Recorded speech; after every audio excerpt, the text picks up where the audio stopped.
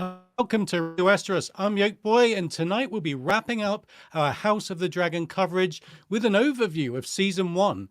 We will not be spoiling the future plot of House of the Dragon, but we will have a spoilery book discussion later in the broadcast, and we'll give you a giant heads up for that.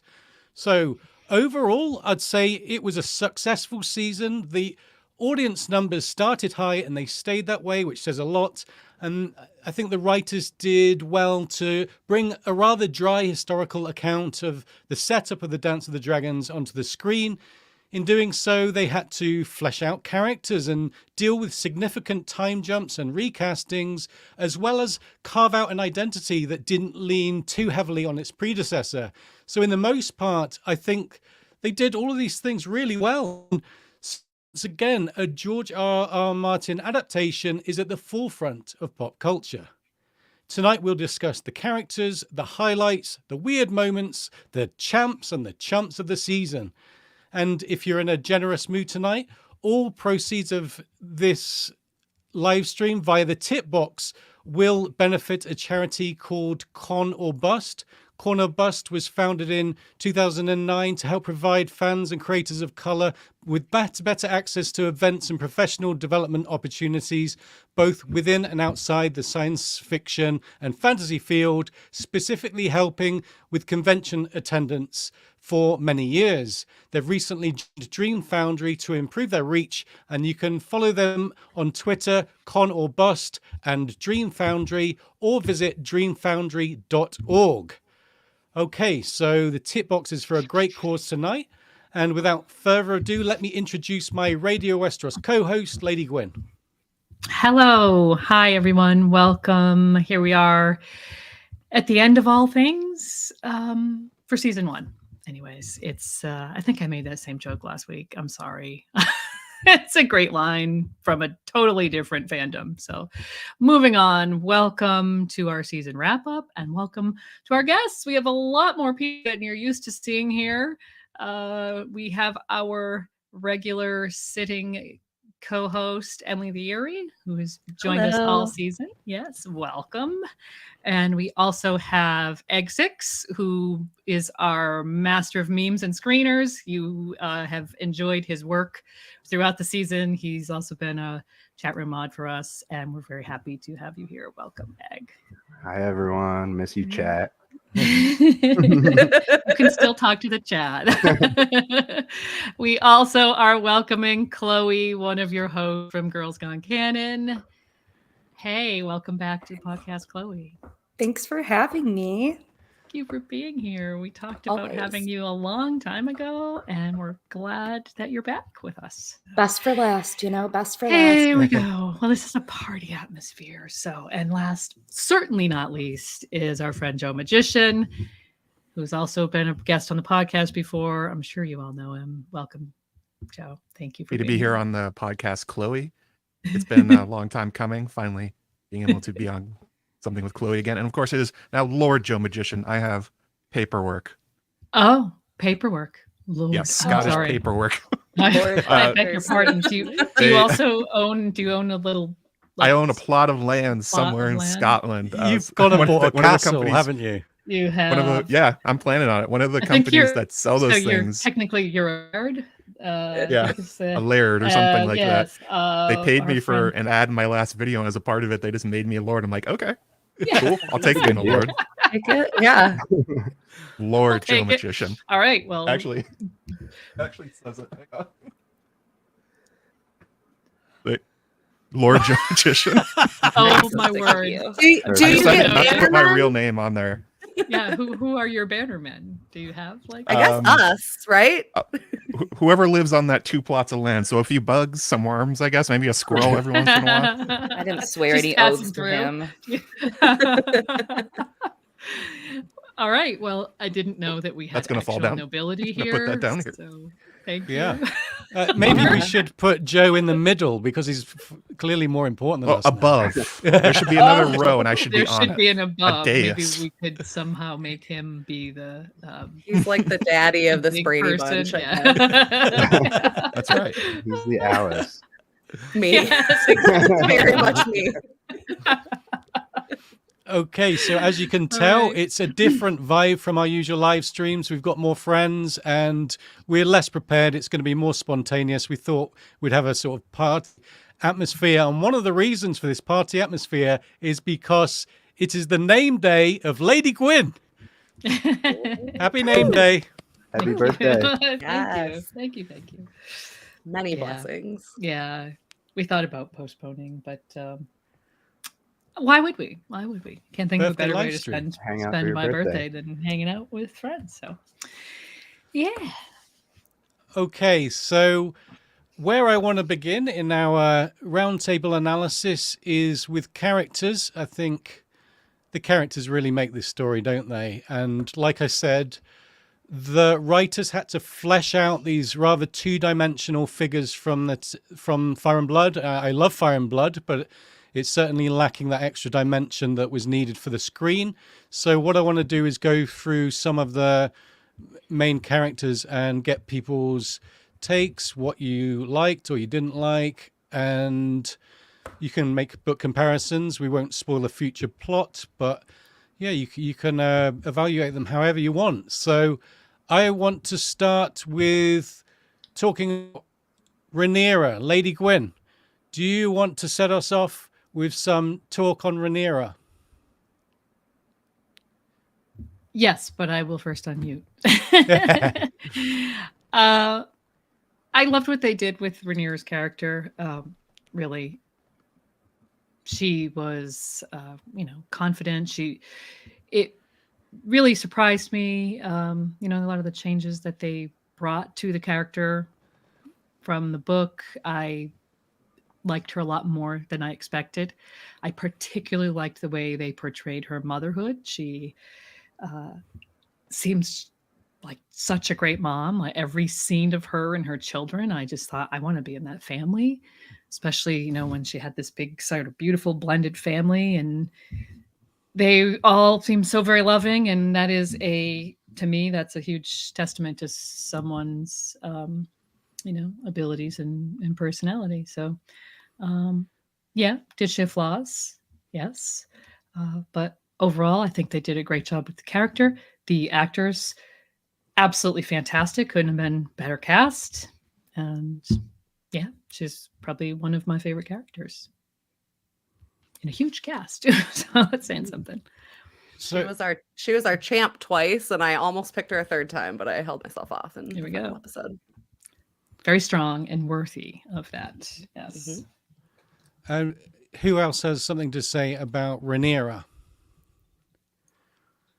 I guess I have a few things to say. Is I this actually works with Alicent too. They sort of did the same thing where they took characters who were didn't have a lot of good motivations for what was going on in Fire and Blood and gave them really good ones. And in particular, they gave them character flaws that make sense more in the sense of, like, the argument against Rhaenyra in the books is largely just that she is a woman. And with this, they had her really inherit some of Viserys's worst traits, and then Daemon's as well.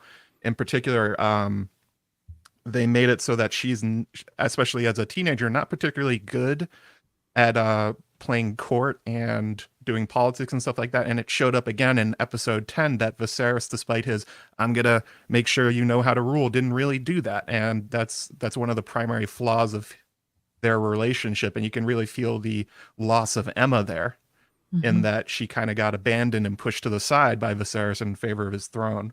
And yeah, and it was also really good to see her having to deal with the fact that the Realm's Delight thing from Fire and Blood, where she's kind of sat at the bottom of the throne and everyone loved her. I like that they turned that on its head, and that it was instead that pretty much nobody liked Rhaenyra for most of her life, and she didn't do a lot to fix that. And that's sort of like a generational thing at this point, rather than just being like a particular thing that's wrong with her. Mm-hmm. I like how they contrasted kind of the lack of parenting that she was getting from Viserys to that being something that she missed, she loved about her relationship with her mom, and then, really turned that on its head and was an awesome parent. Like Gwen said, we see a lot of bad parents in A Song of Ice and Fire. So it's just so refreshing to, for once, get a parent who actually cares quite a bit and stands up for her kids consistently. Yeah, there's something really great about how at the same time from the outside you get this great look at a blended family, and they're so strong from the outside, but then you also get a look at it in episode 6, for example, where it's breaking down and crumbling. I mean, Rhaenyra's not present. He doesn't want anything to do with this life, and you can see that for the past 10 years. I mean, I think the time jump was so brilliant for these characters, and I love that it was overall like that they took a chance. First of all, they could have stuck to the same boring script. They could have done a slow burn, and here we go. And now, next time, season 2, we really get into the action. But I think it was a brave, bold move, and it helped to flesh these characters out and to give them personalities by also omitting things you don't get to see, so that when you actually see these characters for the first time in episode 6, you're like, oh, you're also a little messed up over the last 10 years. You're flawed. You guys are not a perfect family at the same time. You're trying, which is great, but you're not perfect. And I really appreciate that they actually gave them personalities instead of just catchphrases. It was nice to watch that unfold over season 1. In particular, her relationship with Harwin, because in Fire and Blood, it's more or less portrayed as sort of like a long-term booty call until Daemon's available. And this time around, they made it so that it was actually much more loving, and that she really did feel the loss of him having to leave and then his death. And that's part of like what spurred her decision to marry Daemon so fast, is clearly the loss of Harwin, which is not really something you get from her in Fire and Blood. She's kind of a emotional blank slate in that. And are we in agreement that the two actors for Rhaenyra were both very strong? It was very sad to see Millie Alcock go, wasn't it? The episode when she'd moved on. What do you think, Dan? Did you like Millie Alcock? I did, but I think Emma started strong when they what was it? Her giving birth the first time we see her, and she looked just like her mother, and then had to go and stand up against one of our, favorite scenes from the book, or at least a blended scene from the book with the "you'll get one that looks like you eventually" and everything. I think Emma did a great job with it. And you see where they look similar to the actor who plays Viserys and Emma at the same time, and as well as Millie Alcock. So I think they did a great job with casting between them. Yeah, I think the 100% strong agree. casting definitely lessened the impact of the time jumps and made it less jarring that there was such strong performances right off the bat when they did bring in new people, especially the central people like Rhaenyra. So was it Nina Gold doing the casting, the same for Game of Thrones? I forget. I think it was somebody different, and I feel like I knew it earlier in the season, but sorry to say I don't know. It's been a long season. Yeah. Is it a little weird, the attention that they didn't put in to I don't think Kristen Cole and Daemon look older, because like changing actors is pretty drastic, saying like this is a big time jump, all right? And so I feel like some of the peripheral characters were not as cared for in that sense, Yeah. I think it's a result of, they cast all the adults as they would be from season 6 onwards, and then worked backwards from there. So for the people who were going back 10 or 15 years, they had to bring in children. And for the people who would still be adults 15 years earlier, because I felt the same way about Rhaenys. They just had to sort of, we hope we can make them look younger.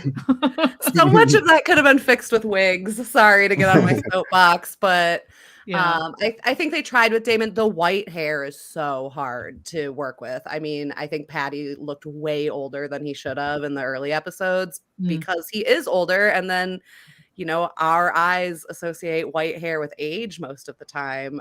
So that made it really hard for Matt Smith. But I mean, come on, Kristen Cole, can we get a little graying in the temples at least? They just told him to Why would scowl. you curse him with that? I would have loved to see like Rhaenys have the blended hair at first and have it going more and more like gray white over time. I think they could have done more with that to help. I do think that mannerisms wise, like, Daemon's always a little immature, so he's gonna swagger no matter what age he is. But I could tell that Kristen Cole was growing up, like he did seem like this bitter man who'd been sitting there harboring this grudge for 10 years. I'm just like, why didn't that make you go bald or something? Oh, Fabian Frankel in a bald wig, please. Although they had the opposite problem at one point where they said they had to have Leo Ashton come back for reshoots on the Vagar scene where he was like flying off the back of it and he went through a growth spurt, and they're like, I hope nobody notices he's like 4 inches taller. Oh, that's funny, because people were saying that it looked like the Joffrey actor changed actors in between like a couple shots, and it was probably just reshoots. The kid probably just grew a ton in that time. Yeah, kids. Look at Bran Stark from Game of Thrones. I mean, well, he was. They had to take him out. 12-year-old Bran Stark, like, what the heck? This kid is like growing as we watch him. So. Okay, I just want to say that the casting director is Kate Rowe James. I said it was Nina Gold. That was obviously Game of Thrones.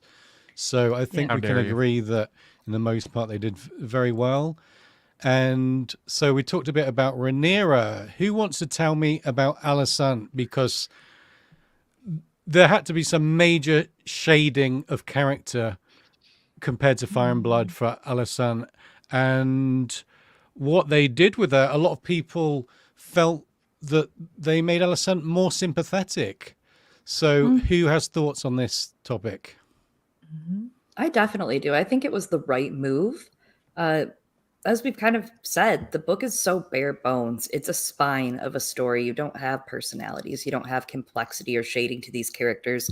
And I really appreciate that Ryan Condal and co. took the time to actually adapt the first part of Fire and Blood, right? When you're really questioning the question of succession and you're going through Jaehaerys' reign with Alicent and you're seeing some of this heartache and tragedy start to play out over power and taking power, it leads into the Dance of the Dragons really well. But as Lord Magician said, it doesn't, like, you don't know why. Like, you're like, why are you guys so mad? Like, I get it. I do get it. But like, why are you so mad?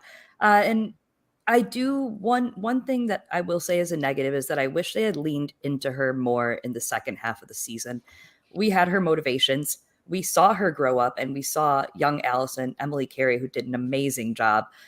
We saw her friendship with Rhaenyra and gave a great motive for just why things might get a little tense in this season. And I did wish that in the Green Council, we saw more of Alicent taking the wheel.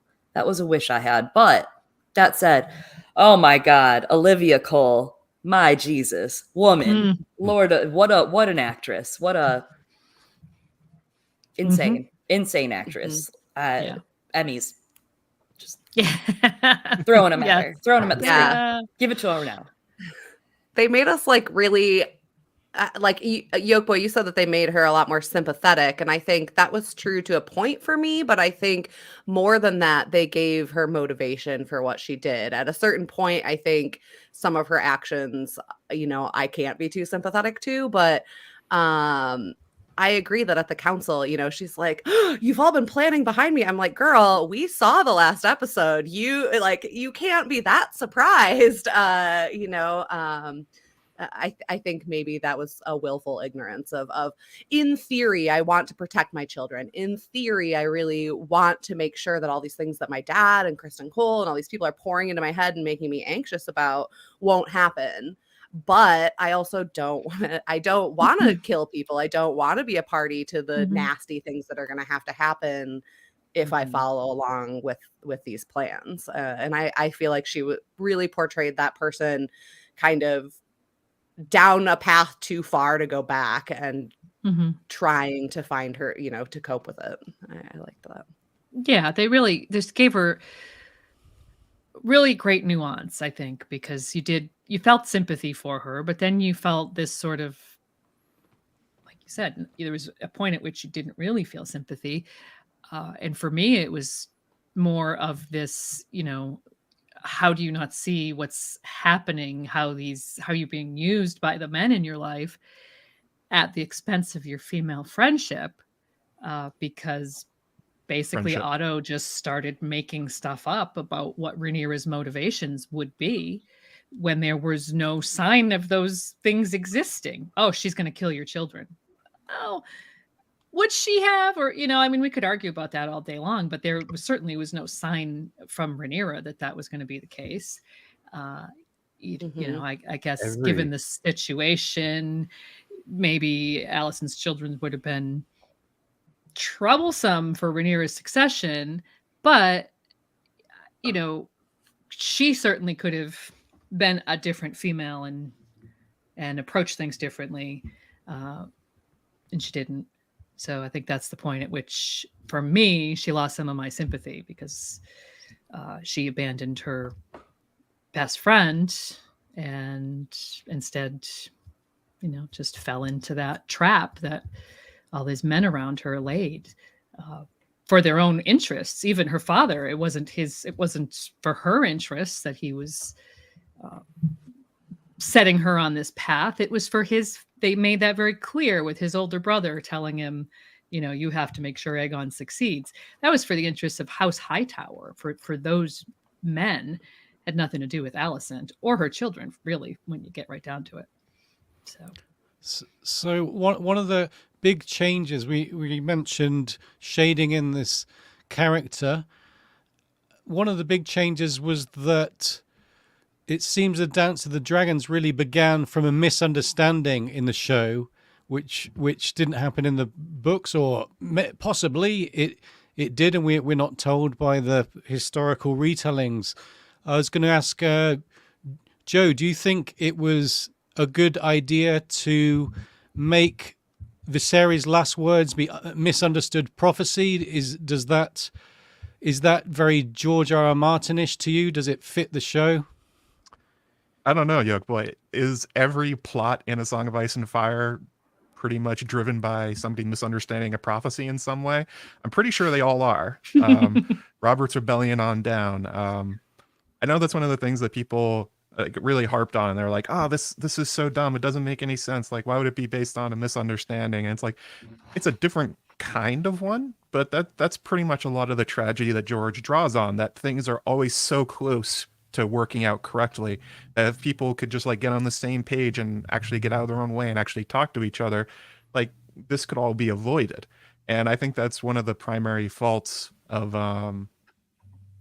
many of the people in power throughout George's world. So, I mean, it's different in the sense, but they also wrote it in a way, they did this a lot, where they wrote it in such a way on the show that it would fit perfectly in with what's written in Fire and Blood, because it's not direct narrative. So a lot of these things are just never going to be there. And this is one of the things I think that makes Fire and Blood such a really good and such a really bad thing to adapt. Like, the really good part is there's like Chloe was saying, it's a spine. You can flesh it out.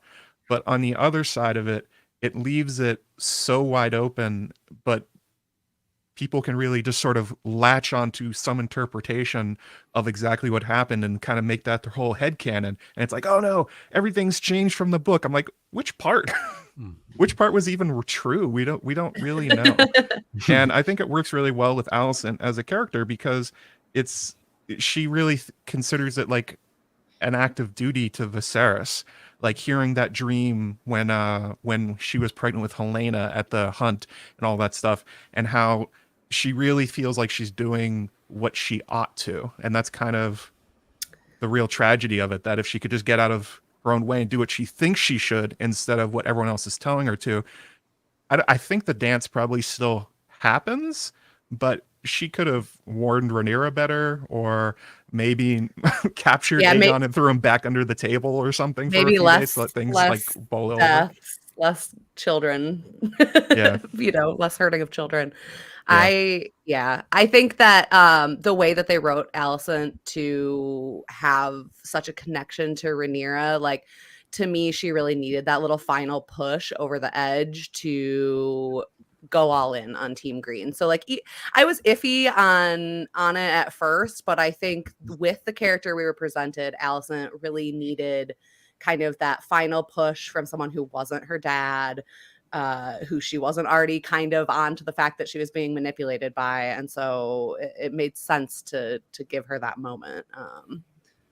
Because then she feels justified in doing things that, like, even in that very episode, I mean, she told her son, "You're no son of mine." And then, next episode, she's plotting to put him on the throne, even though she's got qualms, So I liked it, but I get why people didn't. Okay. Actually, to link that one to a thing other people didn't like is I thought her reaction to hearing that is a lot like Aemond with chomping on Arax, where it's a real thing where it's easy in your head to think about something and how you go through with it as long as it's not real.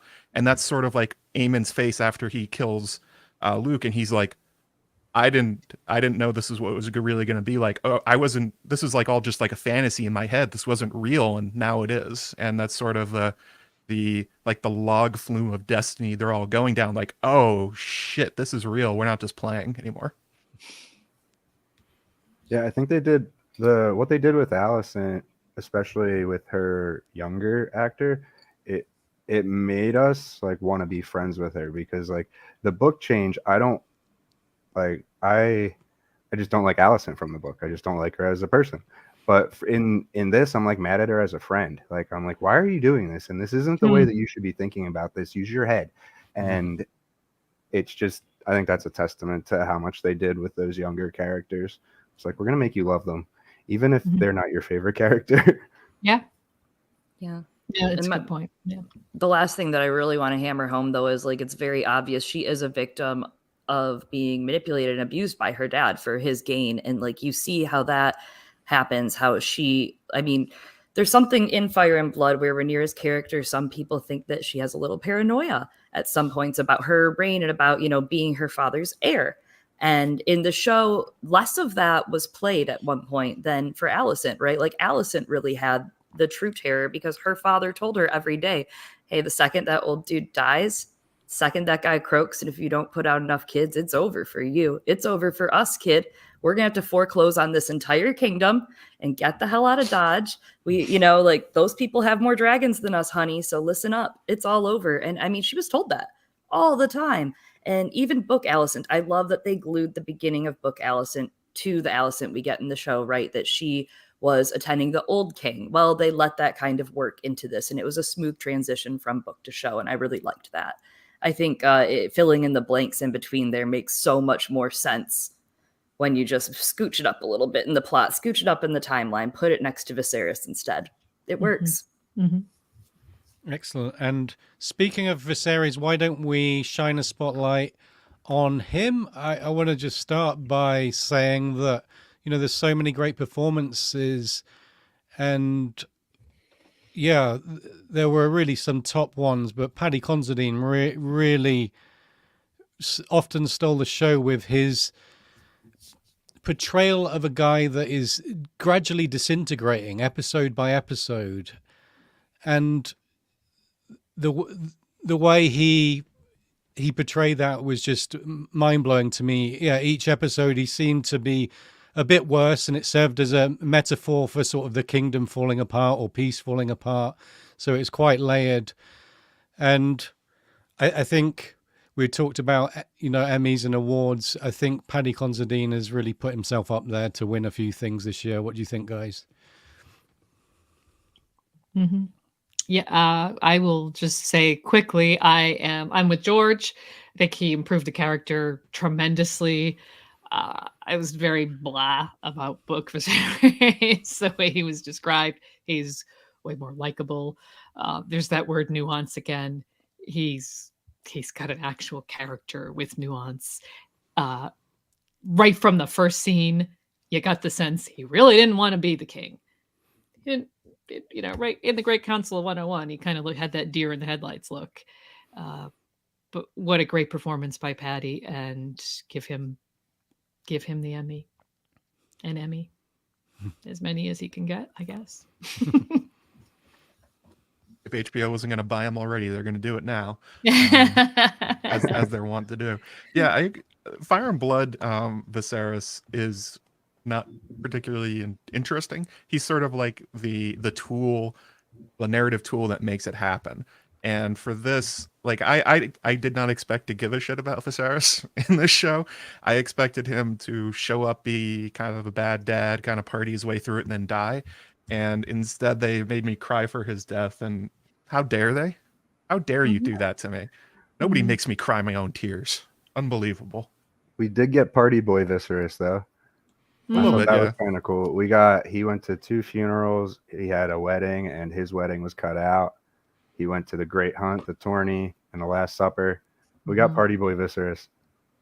We did. I loved that scene with him and Daemon in the garden party very early in the season when they were drunk, and the you know, was that the scene with the fart? I mean, Yeah, I think so. The tapestries. just like yes, the tapestries and the oh my god, yes, that was Party Boy Viserys. That was pinnacle. I thought even the Royal Hunt was very Party Boy Viserys, even though he got drunk and really sulky. Like, I think everyone's, you know, had an experience like that where you get way too hyped up for a big event and some asshole, perhaps a Lannister, comes and makes some comment that sets you off, and you just kind of go off into your own sulky, drunken maudlin for the rest of the night. I mean, Who hasn't that been was there? that was a nice flavor too. I appreciated that. I don't just mean like Party Boy, but I mean like he had events. Like he had events, and that's Holding kind of, parties. You're looking for Bender. You guys are looking for the term Bender. From episodes 1 through 5, Viserys was on a bender. And then from episodes 5 through, when did he die again? 8, 7, end of 7, 8? Who knows? I swear I watched this show like 5 times, unfortunately, you know, for like thinking things. But yeah, like from those episodes, he was also on a bender. So I think the word you're looking for is that like for like 15, 16 years, Viserys was just getting bombed or doing opiates, apparently. So may he rest in pieces. My God. And when he wasn't doing that, he was pondering his dagger over and over. Yes. Again. The words are not- Drunkenly. if I were on opiates, just staring at a dagger, like I could read It's that like, dagger. I for can see hours. something in the blade. Holy shit. If only someone would give me some great, you know, challenge in my life, dude. Just sober up. You'll Having realize. But he does to that same thing. I mean, that's what he does. When he does sober up, he's like, this is my greatest challenge yet. Walking the hell across this room, because I feel like that all the time. So I get that. But like, I mean, no wonder he aged and disintegrated that fast after that several years of just getting drugged to drown out the pain and sorrow and pain, and mostly pain. But truly, no notes. I mean, like literally best. He killed it, murdered the role. I mean, that was so much nuance brought to it. And even in all of his horrid mistakes, somehow I felt sympathy, and somehow I liked him still. Like I not like liked him, like I don't want to hang out with the guy, but like I was like, man, I like that character still. So no notes. Thank you, Patty. You did great. Yeah, I thought he was likable, and of course they portrayed him as a nerd with this model of Valyria. So, I mean, that's attractive to all of us, right? That won Who everybody doesn't love a over. nerd? I do not have the real estate for that, but yeah, that was cool. What I did like that they everybody made- think? Sorry, go ahead. I was going to say, what did everybody think about after his death? Like several characters being like, what? He was so healthy yesterday. Like, you know, like both Daemon like immediately jumped to murder and Beesbury. You know, I found that really interesting because, you know, I think compared to his Fire and Blood death, which is a lot more subdued, he's not literally rotting to pieces. You know, that was something that they brought over from the books, and I don't know. I'm just curious what you guys thought about that. Yeah, it was a bit weird. I mean, he's literally missing half his face, and for people to But just. I can see that he's wearing a mask.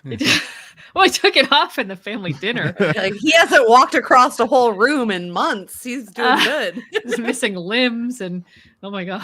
I mean, Beesbury, we could tell his memory's going. Like, we've seen that from a lot of the council stuff, but not just that, but also he's just like at an age where his conversations are not meeting the hip young rhyme and meter of the small council, right? But like, so that one I get. Like that one, he's like, what? He was just fine yesterday. What are you talking about? Viserys was just here because that's like his buddy. They've been old together for like 40 years together now. But Daemon was so obviously like he is looking for any reason this entire episode to start a war. Any episode, honestly. Daemon's like, war? Yeah, I'm into the industrial war machine that is Westeros. I'll lead it. Yeah. Just like war. War. And of course, his disease was never really explained, was it? So I thought Leprosy? it was a good inclusion. Like I said, it worked on a sort of metaphorical level, and it was a slow decline, and it sort of gave you a sense of dread from, the first episode when we see bits falling off him. And I wanted to say that I had an idea for my headcanon of where this disease. It's supposed to be like a leprosy disease, but a fantasy version. So my idea was that he caught it from Balerion because Balerion had obviously been to Valyria with Arya Targaryen, and it says that he got some kind of disease. So my headcanon is that he caught it off his dragon. Dragon leprosy, the worst kind. There was I think in one of the the House of the Dragon featurettes or inside the episode, something like that, one of the showrunners said that anyone who gets cut by the throne will get this disease. And it seemed like a throwaway comment because so far we've only seen that happen to one character. But that's something I'm going to be, I don't want to say more because we're pre-spoiler section, but that's something I'm going to be watching a lot for in, the coming season as we see some other characters maybe sit the throne. Interesting. I wish Otto had nicked himself on it when he was up there. Still opportunity lost, man. I'm like, what other Targaryens that cut themselves on the throne is Ryan gonna have to cover his ass for now? If this goes past the dance, I'm not talking about just dance. Like if he all of a sudden, I'm like, let's not go he there. ages like 10 Don't let years them do that yet. overnight. What if they go backwards and they discover Purell at some point between now and the current? I'm like, is Maegor just like a black hole of a human? Don't answer that. That's true. Okay, so now we've done Viserys. Why don't we talk for a minute on another major character, the Rogue Prince Daemon? Lady Gwyn, I know you. What do you say about this character? It's a guilty pleasure to watch Daemon. Well, Daemon, he's problematic. He's my problematic favorite. I don't think I'm alone at that. And he's problematic. And he's incredibly gray. He's George's favorite Targaryen, but he's also said that he is the grayest of the gray. He definitely is not a good dude. But I feel like my one kind of quibble, which is my quibbles with this show have been very tiny. And my main quibble has been that they were a bit heavy-handed with some of the problematic things that they added for him in the show, because I feel like he was gray enough. He was quite dark gray already. Then instead of going sort of full nuance, they added so much nuance with Alicent and with her children and with Viserys. I feel like they took nuance away from Daemon, and he's left with, he loves his family, but then they added some really bad things that aren't really in the source material. And I'm not going to quibble with additions from the source material because of the nature of that. However, the source material is so strongly slanted anti Rhaenyra and Daemon in the first place. I figure they had enough to be going on with, and I would have liked to see a little more Daemon nuance, especially later in the season. But that said, I loved Matt Smith's portrayal of this character. So much just nonverbal acting. We focus on that for hours because he's just simply amazing. Like what he brought to the character is unbelievable. A lot of people doubted this casting, but yeah, I think even the greatest cynic was eating their words pretty quickly after just a few episodes, and we saw the kind of the presence that Matt Smith brought to Daemon. And maybe it's Matt Smith, but I actually like completely am the opposite and disagree 100%. 100. I've never disagreed with Lady Gwyn on anything in my life, and today is the first time I have to do it after she's already walked away. She walked away from the conversation. She literally dropped the mic on us. Yeah, she knew. No, it's her birthday. She doesn't need to hear this. Yeah, I'm not gonna. She won't have to hear me argue with her. You know, this is good for her. No, I feel the opposite. I think they totally uwooified Daemon. I was a noted Daemon Targaryen hater before House of the Dragon. And maybe it's Matt Smith's charisma, his charm. I absolutely love Daemon. And I think they took away half of the things that make him such a freaking villain in the book. Half of the things that we thought, because what we learned from history was that Matt Daemon Smith Targaryen did these things. I'm kind of surprised. Like I thought they were going to lean into him being a little more dastardly. I'm arguing with you, Lady Gwyn, so you know what you've missed out on. I was like, this is the perfect time for her to walk away. I just feel the opposite. I think he wasn't enough of a villain. I think that the front half of the season, I was like, all right, yeah, this is normal. And then the questionable scene, whether he did or did not kill his wife. We know he did, but like whether he did or did not kill his wife, because I didn't see it. So I can't say that. I'm not a lawyer. I don't do the law. But I feel like he was like kind of uwooified, like all those deaths we thought he did.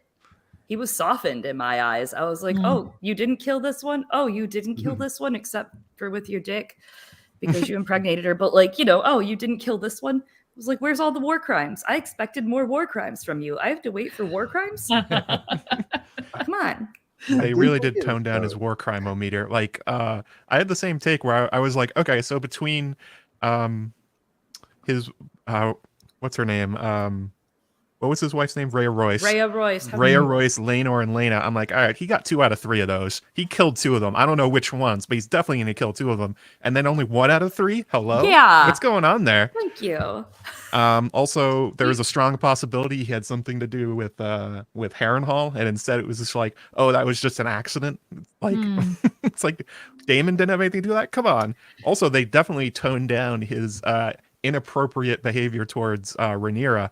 They really toned that down. We didn't get the crazy sex lessons on the island in the middle of the Blackwater Rush where everybody could see them. Do you really believe those things, though? I believe anything about Daemon. I don't believe those things. We've got a mushroom truther here. So a lot of the stuff you're talking about, I just don't buy it from Fire and Blood. I mean, that in particular, I don't buy. Oh, that totally happened. I don't buy the whole. When I read Fire and Blood, my first thought was it was a strong, who benefited from. I thought it was Larys and Otto together who did that. Potentially in Fire and Blood, I thought maybe they had done it to throw suspicion on Daemon, but I don't know. So it's just different. I'm a Viserys truther. I thought it was Viserys, and I think it's because I heard somebody say that. Probably me. I was like, I will pay money to people that this is right. I was out here like, I will bet you all thousands of dollars this is right. And then on TV, they start did betting that shit pools. to me. They did open up the show by showing Daemon chop off people's hands and heads. Yeah, that was strong. So, Yeah, I think they did both because also Uwu, like I do love him in weird ways, and but they did. It seemed like they U-turned again at the end, and they're like, "Well, no, wait, he's supposed to be a bastard." And like they show us one thing one time and something else the next. It's a complicated guy. He has different reactions, especially when he's stressed. That's the hard thing about portraying a gray character, because you can kind of either do it by them riding the middle at all times. My dog agrees, apparently. Or you can do it by showing, hey, they can do great things and they can also do terrible things. But I think, depending on the individual viewer and how you feel about the character, you might only focus on the good things, or you only focus on the bad things. And with all the time jumps and You know, him not actually having a ton of dialogue, I can see how you could arrive at either conclusion, honestly. And to me, that tells me they're actually doing pretty well with the grayness of him, that we can all feel really differently about it. Yeah. And of course, well, it seemed to me that the opposing viewpoints here come from the fact that the source material is told from different viewpoints. I'm not sure you're really in that much disagreement. You just believe a different, we're fighting. Right? Different One of us, person. everyone believes. a We're little literally different. fighting each other now. I- This is a fight. This is Gonna- a it's fight. gonna They're turn already into in their it's separate gonna be corners. rolling and screaming.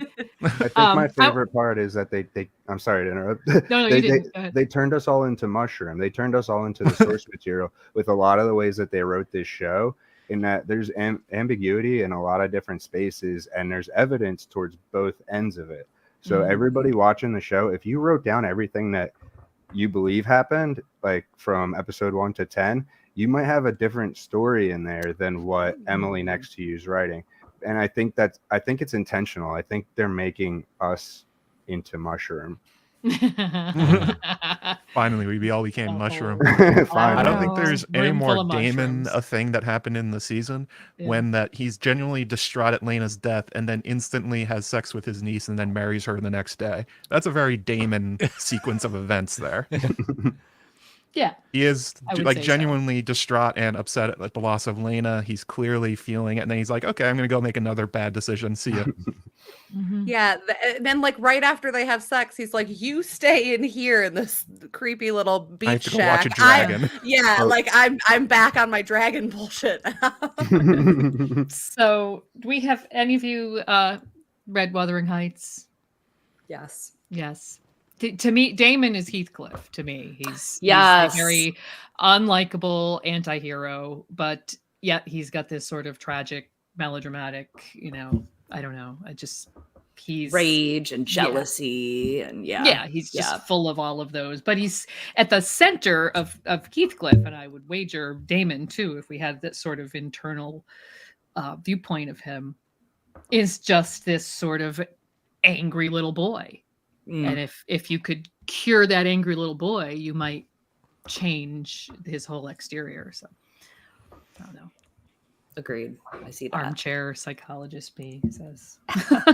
All I'm saying is you should have killed more people. I mean, you could see like if Viserys, when it was Viserys against Rhaenys, and Daemon brought an army to King's Landing, you could see him saying the exact same stuff that Aemond was saying. It's like, I'm the one who did philosophy, and I'm the one who practices with the sword and rides the dragon. Like, I love He's that such a about them dork. too. I love that. It's like I that. studied the blade. They're the actual dragons. I know my brother really well. Let's go check out this 7-year-old tip I have. Okay, so we've done, I would call those the 4 main characters of the season. Why don't we do people who are a little bit more secondary? I think we're going to have to try and get through these a bit quicker, guys, but we've got some good characters. Why don't we start with Kristen Cole? Who's got opinions on Kristen Cole, who was a character from Fire and Blood? All the book readers went in pretty much hating Kristen Cole. So who's going to tell me how the visual experience compared to the, feeling of hating him from the books? Anyone want to chime in? I didn't hate him in the books, actually. Yeah, I you just didn't think about him much. I was like, Yeah. I'm sad for you or happy for you or whatever happened, because we literally don't know what happened. And now the show happened and I'm like, boo. Oh my God. I mean, we all know a guy like that, like my Jesus, but not one in that position of power. Exactly. Like that was in a Feast for Crows where Ari Sokart's like, "Oh no, I don't want to be like the Kingmaker," and Ariane's like, "Yeah, he didn't do much. He was just kind of there. He was just kind of a guy." And yeah, you're right, Chloe. They really gave you reasons to go back and reaffirm that hatred. It's like, boy, do you suck, Kristen. Fabian Frankel did a great job being the most hated character on the show. Really nailed that one. Repugnantly hot. Yeah. I don't even like him. He problematic. grosses me out, but he's hot. And I'm just like, stop being hot. You shouldn't look like this right now. Yeah. You are too Where's hot to be this evil. I don't have it here, confusing. but check out the 2023 calendar. Actually, I think it's a picture that might be in the anyways, a picture fan of who I can't remember who did the art. I'm sorry, I'm prepared with that. But there is a picture of Kristen Cole In the calendar. In the calendar, which is quite glorious if you don't like him. And that it would be a spoiler for me to say what the picture is of. But I just want to remind this whole group that we named Kristen Cole champ of episode 1 in our coverage, but he was chump of the episode in 5 and 9, and honestly a strong contender, very strong, in several more episodes for chump. I voted for him every week. You did. I got your DMs. Yeah. The chat voted for him every week. He was the champ of episode 1 because he was the tourney champ, and I figured it was probably like the high point for him. I just knew it was going to be all downhill from there. He was not going to get any more likable from that moment, so we might as well throw him a bone. Move on. Maybe my favorite thing that anyone said to me about Kristen Cole was Egg. You said, I can't believe this guy. He literally saw the white heart like choose Rhaenyra and then like expected her to run off. That blew my mind. I was like, I didn't make that connection. I think the worst part is that he went and dragged Aegon back when he tried to get Rhaenyra to run, and that's so weird. Like, that's just such a dick move. Yeah, literally, like with his dick. That's what the move was made with. But patriarchy is a hell of a dragging Aegon back is just like a different, so hypocritical kind of dick than the begging Rhaenyra to leave kind of dick that he was, and it's such a hypocrite. Yeah, being in love with Alicent will do weird things to your sense of logic, as we'll discuss. Yeah. Okay, so why don't we talk about Rhaenys, Lady Gwyn? My queen. Sorry, What do you have to say on Rhaenys? Probably obnoxious. Just I love Rhaenys. She can do nothing wrong. I'm really sorry for all the nameless small folk. She didn't know they were there, so they don't matter. She did. She was in the crowd like 2 minutes before. She didn't know which they wall were she really was mean to her in those 30 seconds. She had to do something. Somebody went like, "What's wrong with your head? Why? What's going on underneath that cloak? Why is your head so big? Are you combing or something?" And she's like, "All right, everybody's laughed at me. I'm going to kill all of them." I don't know. She's the queen that should have been. So that's all I have to say. And just really Eve Best. Hats off to her because fantastic. We keep saying that about the actors. Great casting and acting all around. Absolutely. If you want brunette Eve Best in a great role, watch Nurse Jackie. I beg you all. Nurse Jackie is amazing. I have never seen it, but I know she's in it, and you'd love it. Edie Falco. Yes. Yeah. Yeah, I love Rhaenys. I loved everything they did with her. I loved her Lady Gwyn cosplay. It was awesome that she wore Thank you. in the Green Council. Yep. You're welcome. I saw it up close, and I could tell you that they did a good job. It was screen accurate to the Lady Gwyn cosplay. But I love, actually, something I really loved about what they did with her character was that the whole season you watch Viserys and Otto and all these people, even her own cousin, right, stand up and be like, the queen who never was, which I had to get over. Like, it's kind of a nickname you don't say to her face. Like, it's supposed to be hushed in halls. Like, they call her and they made it like a title, but whatever. That's fine. I don't care. And she's just it's fun. Sure. This is fun for me. But the whole season, everyone is like, you were this and you were that and you should have ruled. And I actually like that she's like, yeah, but I'm over that. I've been over that. Like, we have to get over that. We have to move forward. What don't you people get? And even to her own husband, I thought the vibes of his ambition were amazing, that she finally had to say to him, like, you care about me not getting the crown. I don't care about it. I care about my dead children that you just watched all die. So excuse me if we could just grieve a little and not worry about the thing that's never going to happen for me. And that's what makes her supporting Rhaenyra at the end, finally, although she didn't bend the knee. And that makes that more compelling, that she did not, that she wants her family to be safe, but isn't, it's not her war. It's not her war. I found her entire character really compelling in that. I also like that they positioned her as like the surrogate mother for both of the main characters in Rhaenyra and Alicent.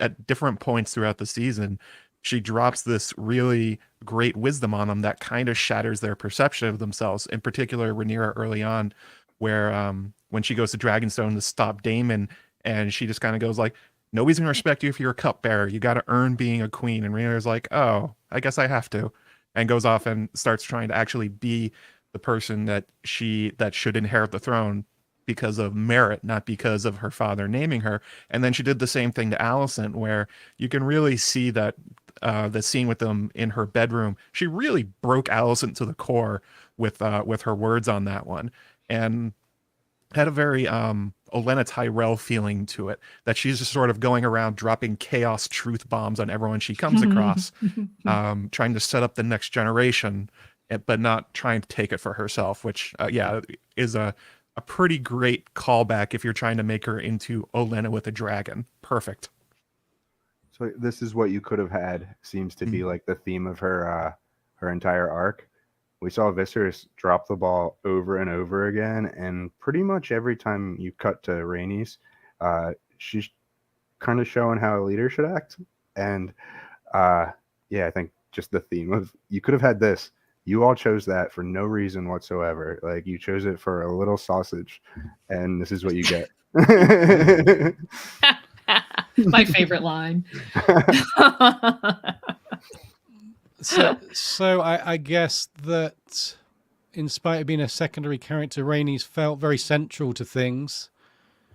She was, part of the original setup, let's say. And she's just sort of watching over the story and watching things unfold, and a penny for your thoughts, Rhaenys. In every scene when things start to fall apart, we're reminded of, like Dan said, what could have been. She only made one mistake the entire season, and that was saying, "I will guard the gullet on Meleys." No, Rhaenys. No. Stop. Go see your cousin or your nephew or whatever he is. You go. It takes 2 minutes. Go there, come back. That was her only mistake. Okay, so why don't we quickly talk about some other characters? I want to talk about Corlys, Rhaenys' husband.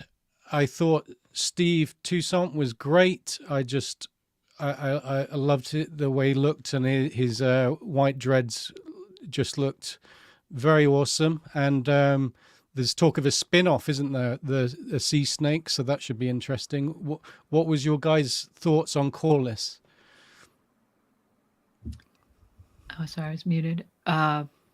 He was fantastic. Steve Toussaint was great. I think adding that ambition to the character was really a great move. It's very much in keeping with if you think about it, what would be needed for someone who has that background that Corlys Velaryon has, going to sea when he was such a young kid, captaining his first ship when he was still a teenager, going on all these great voyages and sort of living this very, very full life before he came back, and really relatively late in his life, married this princess, Rhaenys, who was at the time expected to perhaps one day be Queen of the Seven Kingdoms, at least in some quarters. If you really kind of break that down in your head in a way that it's not expressly stated in Fire and Blood, what you would come up with is a guy just like what they gave us, this guy that's very driven by ambition. So I like the fact that they explored that aspect of him a lot. Also enjoyed the way that they had him. You could sort of see in the sense that he has so much drive and such a really hard-headed way of going about things. Like, he really wants to be the guy with an axe charging at things and sort of getting his way. And that they balanced him against Rhaenys, and they made her really like the brains behind the operation, but he's the one putting the foot down on the gas, and she's sort of driving the wheel a little bit. That there's a real partnership there that not something you see all the time in A Song of Ice and Fire. It was a lot more like a Ned and Catelyn relationship, where one of them is really doing all the thinking for the pair. I thought that was great to see how that manifested in a guy like Corlys, again, who's an adventurer, not a politician. And I guess it kind of makes sense with stuff that happens in the future. Spoiler, I guess. Mm-hmm. Okay, so what about Otto Hightower? Another person who wasn't in every scene, but when he was, he wielded huge influence, and it's obvious that that's going to continue. So who wants to talk to me? Does anyone want to talk about Otto? I do. Come on. Go on, Emily. always do. It's like one of my favorite. He's one of my favorites to talk about because I just think Rhys Ifans is killing it as this character. He's not on screen a lot, but oh my god, I love him. He's you know, I've seen a lot of discourse about, is he more like Tywin? Is he more like Littlefinger? Is he his own secret third thing? And I see shades of you know, some of those main series characters in him, but yeah, I really appreciate his character. I think he had a few moments that surprised me where he, like, you know, actually went to treat with Daemon, someone who would be happy to cut his head off at like the slightest provocation.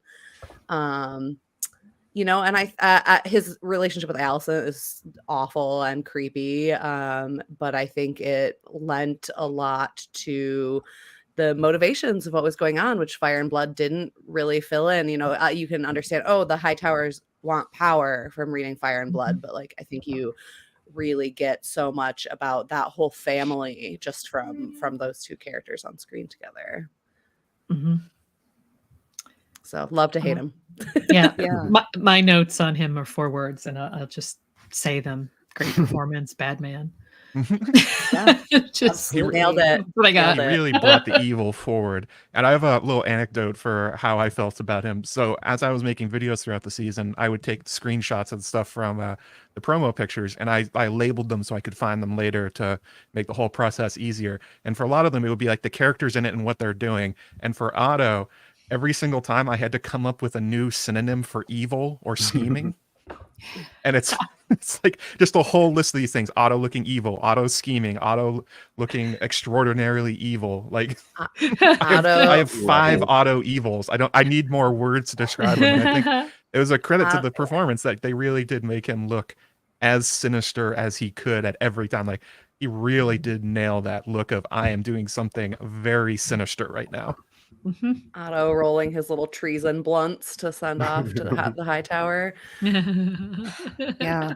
I mean, you don't have to hand it to him ever, right? Like, you do not have to hand it to Otto Hightower. But I will say there were some moments too of like where you actually had sympathy. I mean, you think back to Maegor's reign and some of the blood that House Hightower has experienced at the hand of the Targaryens. And it's interesting for someone who's A, so willing to sacrifice his daughter on the altar that is the Targaryens, but B, the power playing and like what he's trying to bring in a legacy, not unlike Corlys, right? Like, Corlys and him have some parallels in that of what they're willing to sacrifice for their legacy and what they're willing to do for their names to be written blood on Westeros's history. And you get that great sense of sadness in him too. Like, yes, he's completely creepy and out of line with the things he says to Alicent about her mother. And they're obviously very manipulative things that he says to her about her mother. You can see that as well. And he weaponizes that against her and like ruins her own memory, right? Of her own mother and her own memory of these things that were once important to her. And it's such a like hateful, but also like symbiotic kind of back and forth. And you can just see what he probably grew up into. And I felt for him. What a sad MRFer. He sucks so bad. Holy shit, I hate him. And then he had the 2 good moments where he says to Helena, good job, after her toast, and then claps for her dancing. I'm like, oh, there is a human under there somewhere. He's like, yeah, I hate that kid too. The little clapping thing. I think the directors just told him to like party for a while, and they would get some visuals from like the party happening. Because that's what it doesn't seem in character at all. Them sitting there like this in the middle of the dance sequence type thing going on. You can't fake a little golf clap because Viserys seems like everybody's just playing. Oh yeah, I think he had his best party face on, or Bender face. We're not sure. I actually liked it as a character note that like he doesn't have any expectations for Helaena being a tool in this for him, so he can actually treat her like a normal grandfather. She did her job already. Instead of the manipulative dick he is to everyone else. It's like the dad who is really hard on his own daughter and fucks up his own kids and then just like spoils the grandkids with candy and fun times and doesn't have to do the parenting. Mm-hmm. I mean, he already had her in the place where he needed her, so who knows what he would have done if he didn't. Yeah. Same thing he did to Alicent, probably. Yeah. Could have been a different relationship if she hadn't married the heir, quote unquote, and had their babies. I'm really curious, like how early the Aegon Helaena match was like a plan for House Hightower. Like was that already in the works when Rhaenyra offered Jace Helaena, and that's part of why she said no, or did that come out of that afterwards? Like we don't really have an answer for that. I felt it was reactionary. Okay. That's how I felt it was, because literally, like what the episode before, the bit before, the 10 years before, she was like, how queer your customs. And like I think it was obviously, I felt reactionary. I felt she was like, we absolutely cannot engage her to that bastard child. What? We must pushes forward the heir and absolutely not. Here's a way for us to get an ironclad second generation of alternative heirs. Yeah. But he did offer Aegon first.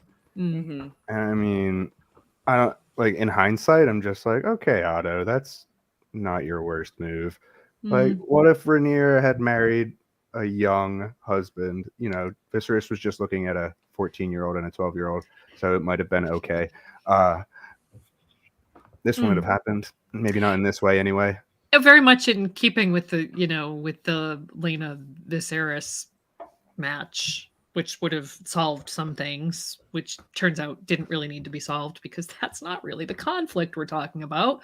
But this, which I love how, early on sort of unspoiled watchers thought that was going to be the conflict between Rhaenys' kids and Viserys, and turns out no, that's not it at all. But that was thing, fine. that was the same sort of match. I think that Rhaenyra and Aegon would have been. Just the fact that they loathed each other, and her father loved her too much to force that on her. Okay, so with the primary characters, as you call them, so we've analyzed. Why don't we talk about some of the, I wouldn't even say minor, but other characters that we haven't mentioned? Like, I don't know if you can call some of the the child characters minor, because they're obviously part of the generation that the story's really going to be about. So maybe throughout the first half of the season they seem minor, or they weren't even born yet. So did the show give a deep enough character to some of these kids? What do people think about this? Because, like I said, the first half of the setup wasn't really about them at all. Some of them. Aegon, they just kind of had him kick the dog a few times in order to make him seem as evil as he becomes. Like, they just kind of made that his character trait, that just like he shows up, does something evil, disappears. Like even the whole thing in the chase for Aegon is we're kind of just learning for the first time that he really is truly like a big a piece of shit as we thought he was after he assaulted the maid and stuff like that. It's like not an isolated incident. He's like this all the time, but it's another one of those shorthands they did a lot this season where a lot of it was just kind of like things happening off screen. We're being told about it, and it's just like, okay, I guess that's just his character rather than really seeing it happen. I guess they did a lot for the kids. I mean, obviously for time, they didn't have the screen time to go into each of them and have like an Aegon episode and have an Aemond episode and have a Helaena episode. I understand why they didn't, but it was one of those things that kind of grated me throughout the season where with a lot of the minor characters, it was all inference, or they just like told you that a thing happened. It's like, okay, I guess that's true. I'll roll with that. But you got to remember, that's why we killed off Luke, right, to Yeah. make room. So don't Right, worry. there you go. Gonna, They're season freeing up narrative two, no space. spoilers, but we're freeing up some space in season 1. Don't you worry. Don't you worry. Should have killed Joffrey too then. One of the characters I got a better sense of personality from was Aemond, who in the last couple of episodes felt quite well defined. I really understood this kind of mustache twirling villain that he showed himself to be in episode 10. So yeah, what did you guys think of Aemond? Amazing. Yeah. Great work by both actors. Great Baby work. monk. You know, baby monk, baby monk, our baby monk, who I had no idea he was that young when he was baby monk. I've been watching him on The Last Kingdom for years, and apparently he's only just turned 20 years old. So I'm a bit flummoxed by that. He think just so. turned 20? I think so. Nuh-uh. Somebody That's double check crazy. me. Someone in the I think chat he's double 20. check I me. think he's 25. Yeah. Ewan? Yeah. Still. Yeah. It's been hard for people to track down his birthday because he's an intensely private person. But yeah, I think he's just not very online. Yeah. Yeah, He's not Bless him for terminally that. online like us. No. I Come mean, on, he like, doesn't have his good- birthday good for published on- him. Yeah. Yeah. But yeah, he's yeah, okay. I thought I saw this says 25. Oh, well, That still Still. sounds young to me. I it's don't know. still young. I know. It I'm still like, means I that thought he was a he was teenager 28 when from he a look. joined Yeah. The Last Kingdom. So Yeah.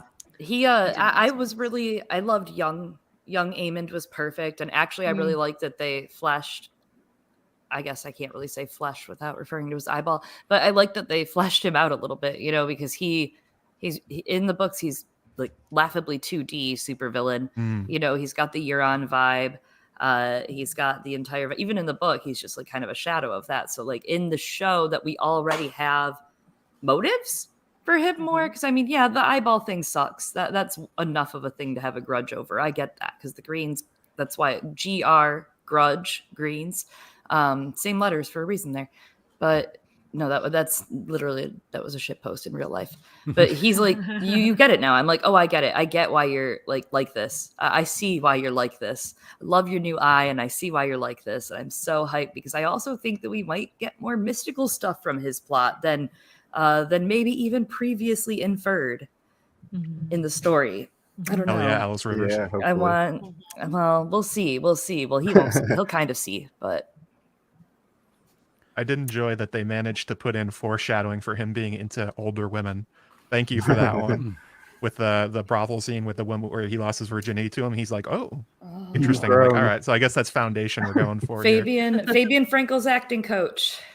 Oh, Oh, yeah. is that who that was? Yeah, Oh. that's literally her. I thought it was so cute. They talked about it in the behind the scenes, how he was like really embarrassed and scared. He was like, oh God, I have to act in front of my acting teacher.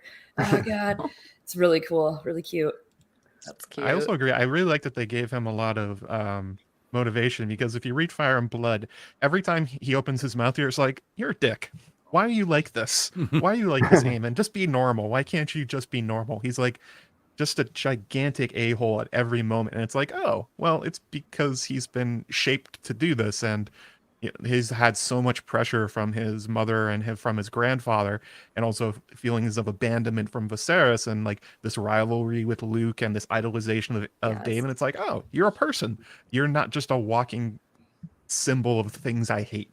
Cool. And he's nice to Helena. I still don't like you, Yeah. but at least you make sense. That's what matters.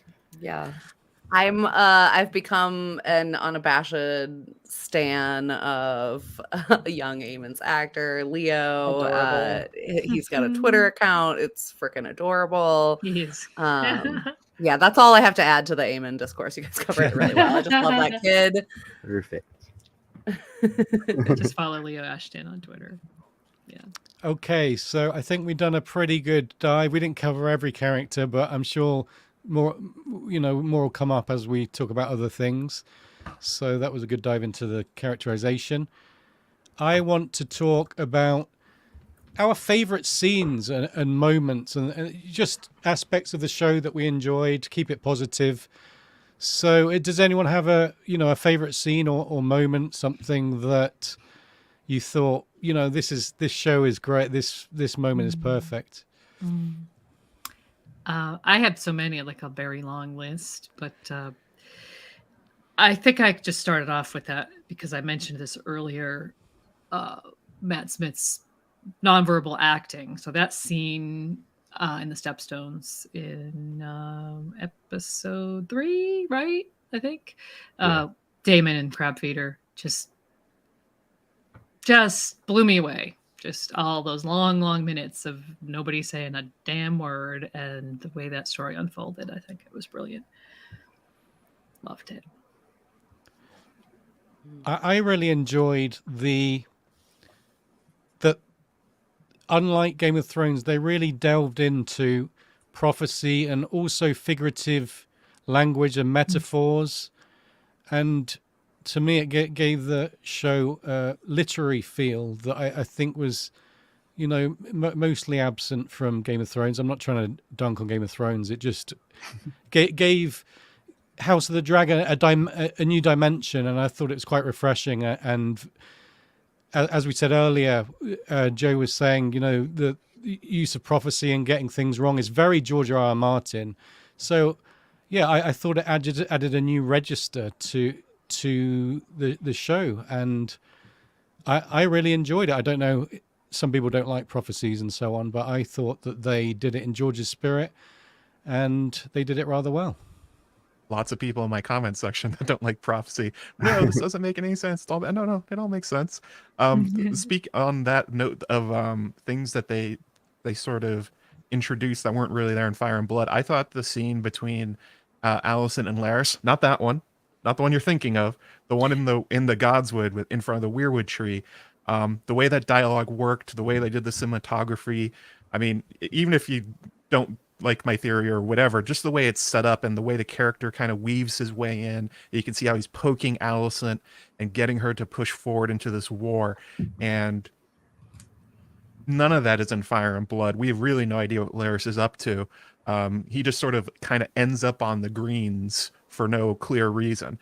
That scene and the backstory and the way you see that he's scheming and he's trying to kind of carve out a place for himself, that was, I think, a really great demonstration of the skill of the team. That came from nowhere. That is not anywhere in Fire and Blood. Go look for it. Not there. Mm-hmm. I liked, some of the very teenage moments that kind of led up to that rift between Alicent and Rhaenyra. I mean, it just felt very, very authentic to me as someone who at one point in my life was a teenage girl. Like the bard at the tree, keep playing, don't keep playing. As your queen, I demand you stop playing. Like just moments like that, I feel like added like a human element to a very fantastical show all about prophecy and dragons and things like that, and I appreciated that quite a bit. It was fun. You can see how emotions were running so high between those two girls that it snowballs into the situation that we kind of see come about in the first big time jump. So. Mm-hmm. Any other favorite moments Egg? or scenes? You want to take Smoke. Sea Smoke. Good one. Sorry, I've been waiting for him. I know we didn't get a curly tail like a seahorse, but I've been waiting for Sea Smoke for a while. Also, I think what they did with Rhaenys was really good. I was pretty anxious going in with his character. I think Fire and Blood does an awful job and is somewhat dangerous portrayal of a queer character. Mm-hmm. And if his character were in less caring hands, I think they could have absolutely just made a joke out of him. And I think everything that they did do with him, I thought like they cared about what they were doing, but they also stayed within the lines. They just kind of wrote between what the Septon and the Maester and the Fool were saying. And Sea Smoke, that's like my my boy. I don't want to. I know we still have to get to Chloe, but I want to just tag on to that for a second because I think that's something we didn't talk about in our coverage during the season. But what you said about Fire and Blood with Rhaenys, how the way they made him, his character, the sort of snide comment that he had to be knighted before the wedding because they the princess's consort had to be at least a knight, and there's this implication that a gay man couldn't be a knight. So I absolutely love the fact that they made him actually just go to war. Going to war. He was a warrior with his dragon, and that really, I'm sure it spoke to a lot of people, and I was really, really happy. I like that it wasn't the center point of his character. We were a few episodes in, we saw him ride his dragon and go to war, but I believe before we even knew anything about him and Joffrey. Yes, so absolutely. It took I thought it was handled with care, and I think it had to be because I don't like the portrayal in the book. No. And I think it's dangerous. Yeah, I agree. Because it's written by people like Maesters, hopefully. Yeah. Right. And there's something about the way that it's written, though, I will say that like there is kind of a line in there where it's like, but no one knows for sure what actually happened. And I love that when Ryan Condal didn't like something in Fire and Blood, he said, ooh, let's go with the but no one knows for sure. And he played with it. I think that was a really fresh take for the show. And was there a better run than 6, 7, 8? Like, was there more? Nothing was more momentous as in A Song of Ice and Fire fan than episodes 6, 7, 8 together. Like, that was just like fire, fire, fire, fire. And I will say to finale love, the finale was amazing. It was, I mean, like I sat on the edge of my seat watching all of it, wondering how it was going to play out. And I was very happy to watch the finale and be surprised by some of the things compared to Fire and Blood. I think I really liked some of the ways that they actually bring some of the really heavy parts of the, like, we didn't have a ton of bloody battle stuff, a little bit here and there, but we didn't have a ton. What we had were the battle of the birthing bed. That actually was an important plot point because it is an important plot point in the books. Like, it's hammered home in almost every book that there's some sort of horrid birth happening. And what the bloodiest birth we got is Melisandre in the show. So they didn't shy away from this stuff, which that impressed me. And I found Emma D'Arcy's performance in the final episode, their performance was amazing. It was very compelling. It was emotional. It was heart-wrenching. And having Rhaenyra have to wrap and bury her own child, and then having everyone get down and swear to her, and not just in the mirror that it was with Daenerys, obviously, from the story. Like, there's a little bit of that as well. But just having that be the powerful moment, that it wasn't done in vengeance so much as in, wow, we'll follow you anywhere. They were her blood riders there too. Mm-hmm. Good point. Okay, so I was wondering if anyone could remember any either weird or funny moments where we could laugh or sort of, you know, make memes or, you know, share a joke with each other, something to lighten the mood. Feet pics. You gave them what people wanted. Yeah, certainly Larys's moment with the feet. Not that there's anything really unusual with like the foot fetish, but the way it was sort of came out of nowhere and no one expected it and the power dynamic going on. It was very strange and very bizarre. What do you think, guys? Yeah. I thought I blacked out for a second.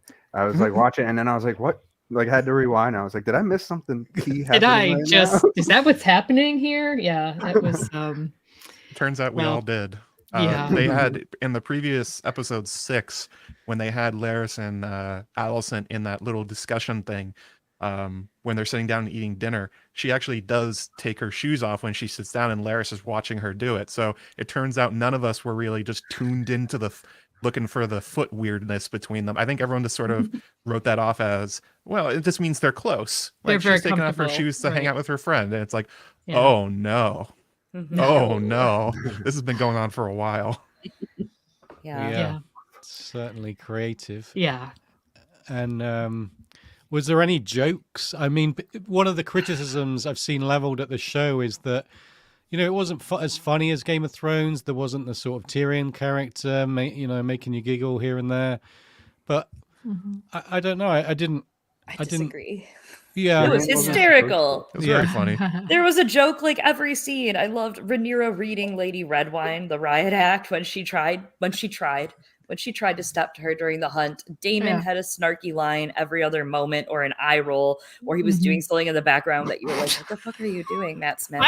I mean, there He's was so leaning. much humor in Clutching the between the egg. lines. Him creeping on the small Yes, council through like the yes. world's worst secure council room. Yeah.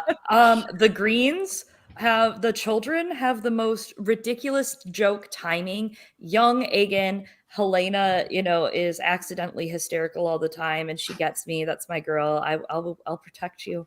I'll take you far away from here, from these people. They're all awful. She deserves better than her family. But she was funny. They were all hysterical. Like, there's just like really well-timed stuff. Older Aemond nephews. What? The funniest thing in the world. Yeah. It's I thought there was humor in every episode, whether purposefully or accidentally, and maybe that's just how I chose to embrace it, but I loved it. I thought it was great. With the kids like just kid fights, I wouldn't imagine being great looking, and that kid fight after Vhagar was great. Like, it was great acting. But there is this one moment where he like shoves Lucerys away, or he punches Lucerys, and he makes this little kid squeak that was just like that. It makes me laugh every time. It's such like like screech, like it was so good. There's no Tyrion, but the throwing of the sand. Everybody knows when they have somebody throw sand in the face, everyone's gonna think of Dale Gripple with his pocket sand, and it's like, you bastards, you went there. It makes me laugh every time. Yeah. I fully agree with that. General Vague in the chat said, like, when Qyburn gets, when he gets yeeted on the steps, basically, when he's like, bleh, and dies in Game of Thrones, like, that kind of funny. There was a lot of that accidental funny in this show too. That was great. Vaemond with his head getting cut off, and Daemon dropping a one-liner. I'm like, this is a horrible moment, but man, is that actually funny. I was rolling when he said he can keep his tongue, and then the camera focused on the tongue. Yeah. Like, that still and, like, in the sword. skull. When they tried to take a sword, he's like, "No need, I'm done. He's done." Like, is there anything else I just could murdered possibly one do person. I loved all of episode 1, how like Otto was kind of getting dunked on. Like, even when Daemon was being an asshole to him, like Viserys would just like take Daemon's side in small council. But my favorite like crowning moment of that episode was at the tourney when Lord Beesbury places a 5 gold dragon bet on Daemon against Gawain Hightower in direct earshot of Otto. Like, 'cause you're the master of coin. 5 gold dragons is nothing to you, so it's like purely just a fuck you bet, and it kills me every time. Beesbury's Made me really a fan funny. for life. I love him. I'm leading the fan club for him. His good heavens, and the running gag that every time he's talking about accounting, everyone in the room's going, "Shut up, Beesbury, shut up." Yeah. Alicent's like, we're trying to fucking scheme, and you're just bringing the whole vibe down in here. She's actually Don't count like, talking coppers about later. We have stuff, treason too. to plan. It's like almost all important stuff too. Like, he's in the background, like, we're getting stolen from by the faith, and they're like, yeah, we know. Anyways, this is great. When are those complains statues arriving? Ned complained about the realm getting beggared, and we're watching nobody care about the realm getting beggared right now. Yeah, poor Beesbury. He tried his Also, best. Jason Lannister was just a laugh a minute. Everything he said, I'm like, you are such a doofus. At every single thing he said, they played him as the biggest idiot lord ever, and it was fantastic every single time. Certainly kind interpretation of him. A doofus is a very nice way to put it. Doctor, Lord, Magician, maybe. I was trying not to get the video demonetized. The small council during the Green Council definitely came off a little frat boyish, rolling the ball across the table to get it to the end. Oh yeah. Smack down Beesbury. They're like, it's game time. Wasn't that Thailand? Was it Thailand? There was a lot of unintentionally funny confused. things, like I think it was Thailand in the small council. Oh yeah, it was right? Thailand. Yeah, Tyland's in the small council. No notes. I Jason. love Thailand. He is a gray twin. We love him. Mhm. The other Thailand, one, that's Jason, also what the him, hell? but the other one, that one, I hate him. Get him out of here. I also there was a lot of things that I'm not sure were supposed to be played for comedy, but you could definitely read them that way. Like definitely Kristen's declaration to Rhaenyra, how they can go across the narrow sea and get into a hold of a boat, and it was just like, this is outrageously funny, but also so tragic. How did you think this was going to work, Kristen? You are such an idiot. I have a dragon. Why are we riding a boat? A boat full of oranges, and she's like, "What?" Yeah. like heartbreaking. Like, oh, poor sweet Kristen. Like, how could you be this stupid? But also like very funny. The number of times people actually suggested that, like, followed on with that same exact plan. Well, I mean, Rhaenys and Carl evidently pulled it off, but Aegon wanted to do it too, and just like, it's just not a good plan. I mean, if you don't want it, get out. Like, that's fine. They should have let Aegon run. I guess I really feel like Aemon would have been happy to let him run, and then Kristen is a big wet blanket. More than happy. That scene cracked me up so much, since we're talking about funny things, because Aegon spits in Aemon's good eye at one point in that scene, and it's just so funny. It's such a brotherly like move of like, I know exactly how to hit you without really injuring you, but Chloe's wife mentioned him laughing the whole time that they're like fighting, and he has this funny like Joker kind of laugh. He's getting punched in the face and like pinned down by Aemon.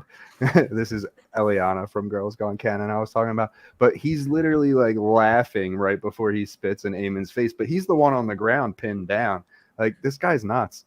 This guy's so crazy. In the behind the scenes, they're so funny. Like, they both talk about it, and they were like, oh, we were really getting into it. At one point I was like, I'm gonna bite your hand. Yeah. And he was like, yeah, bite my hand. And I'm like, dying. Because they got to do a lot of their own stunts, and like some of them they didn't get to do. Same with the Erics and Kristen too. So like they got to do a lot of their own. So I guess the whole entire vibe that day on set was they were just having a gleeful time, beating the crap out of one another. Boys being boys. Yep. Yeah. It's great. Yeah. I also absolutely love the running gag of the crime hoodies that they all had. Every single Targaryen apparently has a cloak they put on when they're about to do dastardly deeds, and it's always ready to go. Oh, I guess there's only two of us. Oh no, only two of you are about to commit crimes. Well, or putting on ridiculously little hats that look like insane. It's like, hello, fellow children, or hello, fellow peasants. I am one of you, wearing my 1,000 gold cloak. I liked Rhaenys in the crime hoodie because her hair is so tall. Yeah, which, by the way, I'm like miles. the only one on the internet who doesn't hate her wigs, but they're great. They're historically pretty accurate. But yeah, it's very not.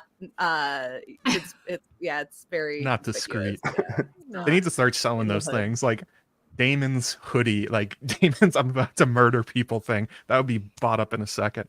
Also, even Otto had one, but he had like little things on it with like a chain across it. It's like, nobody around you has this, Otto. Everyone knows who you are.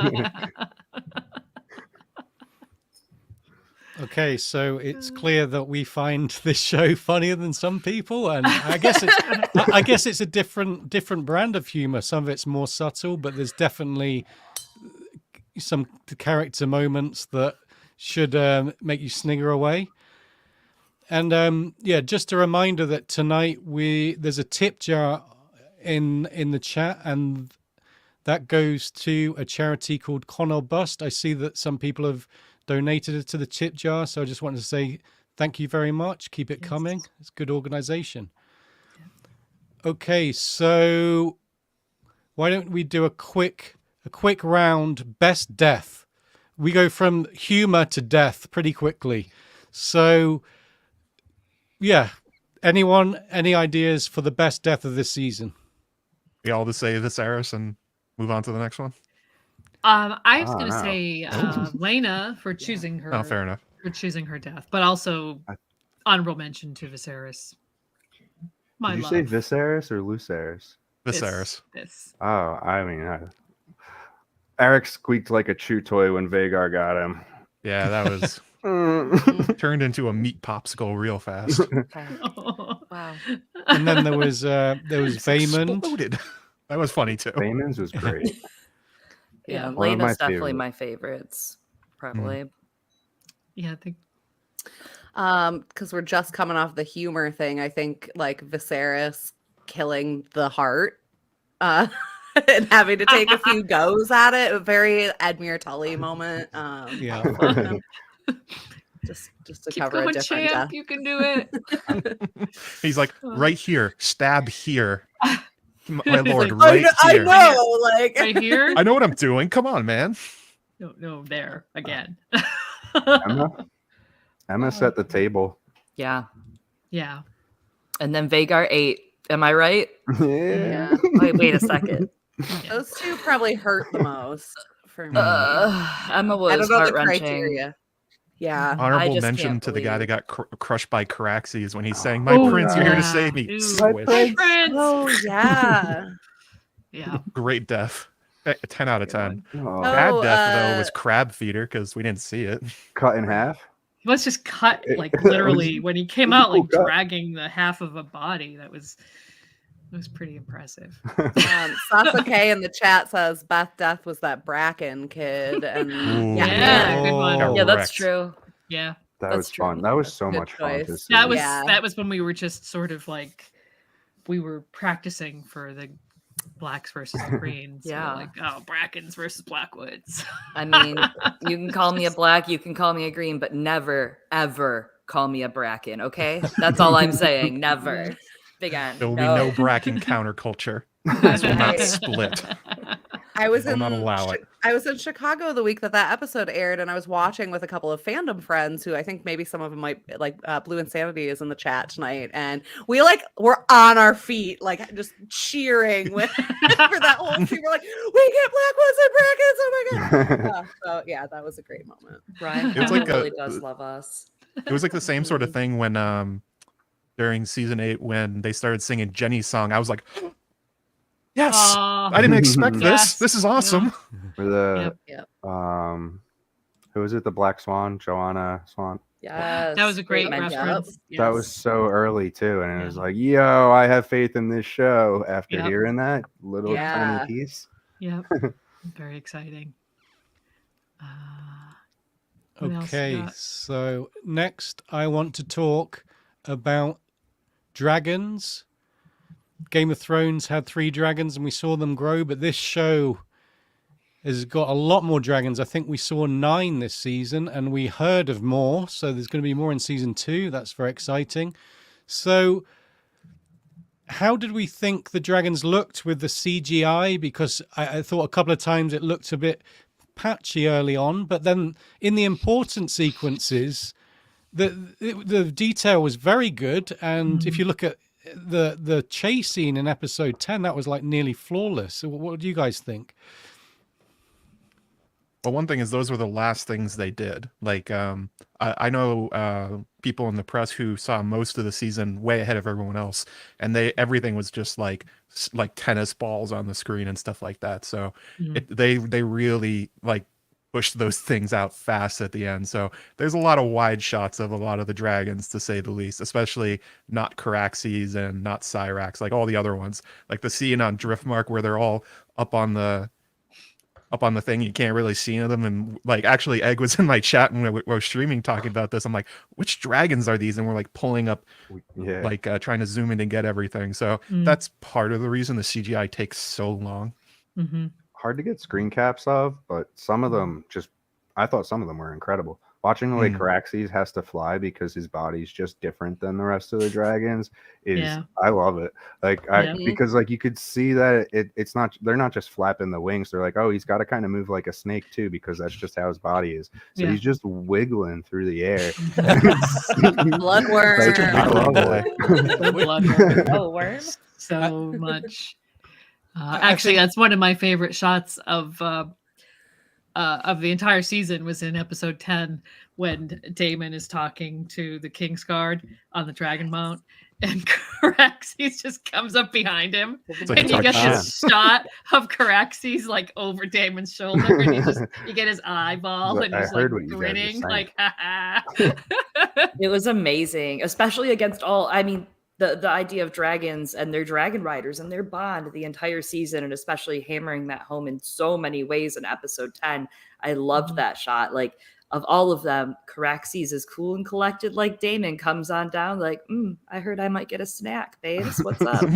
Snacks, anybody? I'm excited to see like baby dragons eventually. Maybe that'd be cool. Like small dragons. We've already seen some small ones, right? I love getting to see like Vermax up close. One thing I will piggyback on what Lord Magician said is that they did best when they could use lighting and wide shots to their advantage. Vhagar in the episode with Laena's death was incredibly stunning. Like that was it was because of the way it was dark and it was lit, they were able to really make some magic happen. And it is something that you kind of see with CGI, right? Like the magic happens when you use your environment to kind of leverage. So I hope to see next season a little better. I do feel every time somebody was on a dragon and it was a close-up shot, I'm like, you're on a roller coaster. You just look like you're riding up a roller coaster and you're about to get to the end and go blah, blah, blah. So that's kind of all I could think of whenever I watched them on the saddle. But I liked it, even though, I mean, I still enjoyed it. I did really like the connection thing that especially they reinforced that in episode 10, that apparently just by thinking at Caraxes, Daemon can command him to come out and like roar at specific people and like to punctuate his sentences. I think that's something they're really going to work on, that they're going to use in the upcoming seasons with all the dragon battles that are obviously going to happen. That it's there's a lot of sense in Fire and Blood. It's like, well, they have Vhagar, so they win. But no, they're showing that the mastery and the connection between the rider and the dragon is more important than really the raw strength of it, I guess. Excellent. And I before we move on, I just wanted to say that it's very clear that they gave the dragons a lot of thought, that they designed them individually. And I heard Ryan Condal talking about Vhagar being like a B-52 bomber. He's sort of tattered, but he can't get going, and it's hard for him to take off, her to take off, sorry. And once in the air, Vhagar becomes like a B-52. And I thought to myself, well, they really have thought about dragons, you know, and it's to their credit because, you know, a lot of people are ecstatic every time there's a dragon on the scene. And I think it's, you know, a great aspect of the show that they've sort of brought dragons into the forefront of culture again. And speaking of dragons, Radio Westeros does have a new real episode. I'm going to plug it. It's all about dragons. Every dragon in the series mentioned, the origins, the real world mythology that's inspired dragons over the years. All of that good stuff. 2-hour episode. Check your feeds, or it's on our YouTube channel as well. So come and tune in to dragons. Okay, so the next thing I want to do is, in our regular live streams, we played a game called Champ or Chump. So, and that was episode by episode. I want to do a champ of the season and a chump of the season, but it's going to be a collective debate. So, guys, who do you think, which character fits the bill of champ of the season? It's meant to be lighthearted, so you know, you can take our answers with a pinch of salt. We're just messing around here. But who would you award the champ's laurel to, guys? Mushroom. He showed up and played the shit out of that guitar, whatever he was doing on stage. For just a second. Yeah. Champ. Harwin Strong, because you know he broke her bed. That's all. He broke a lot of bones. Broken bed. Break bed. Break bed. Just scooping and going. That's Harwin's way. Scooping. Mine's sort of serious, but for, you know, reasons. Rhaenyra. But my reason for picking Rhaenyra is because she literally had apparently 6 kids in that short amount of time, and like mad respect for anyone who does that. So just keeps going. She does. Yeah. I think that also nominates Melos for chump, because after he dies, nobody has problems with pregnancies anymore in Westeros. Apparently he's the problem. Weird. Yeah. Strange that happens. Maybe Mysaria for Team Smallfolk. I didn't really see it coming. I didn't know what they were going to do with her. And then when she said, listen, I have leverage right now and I want you to shut those damn pits down, it wasn't really what I expected to happen. I didn't think she was going to be like, I'm on their side, guys. And I liked it. I could see how she could get angrier and maybe more dangerous, especially with the way her story ended this season. I'm going to go with something we've already mentioned, Willem Blackwood, for just being a champ. Like, just a 30-second cameo, and like we're still of all the CGI and all the spectacular scenes, we're talking about Blackwood besting Bracken. So yeah. I think it says something that after that scene, I'm like, I have to make a 30-minute video about Willem Blackwood alone. This is happening. I love this. This was great. Great performance. Great inspiration. Anyone got any more champs? Yeah. Oh, Yeah. I was going to say serious or more major character answers would be Rhaenys or Rhaenyra for me, for reasons Gwen already said. I also liked, both of the bridge confrontations that Rhaenyra had. But for more minor characters, obviously, I'm Team Beesbury. Beesbury is the champ of my heart. Hell yeah.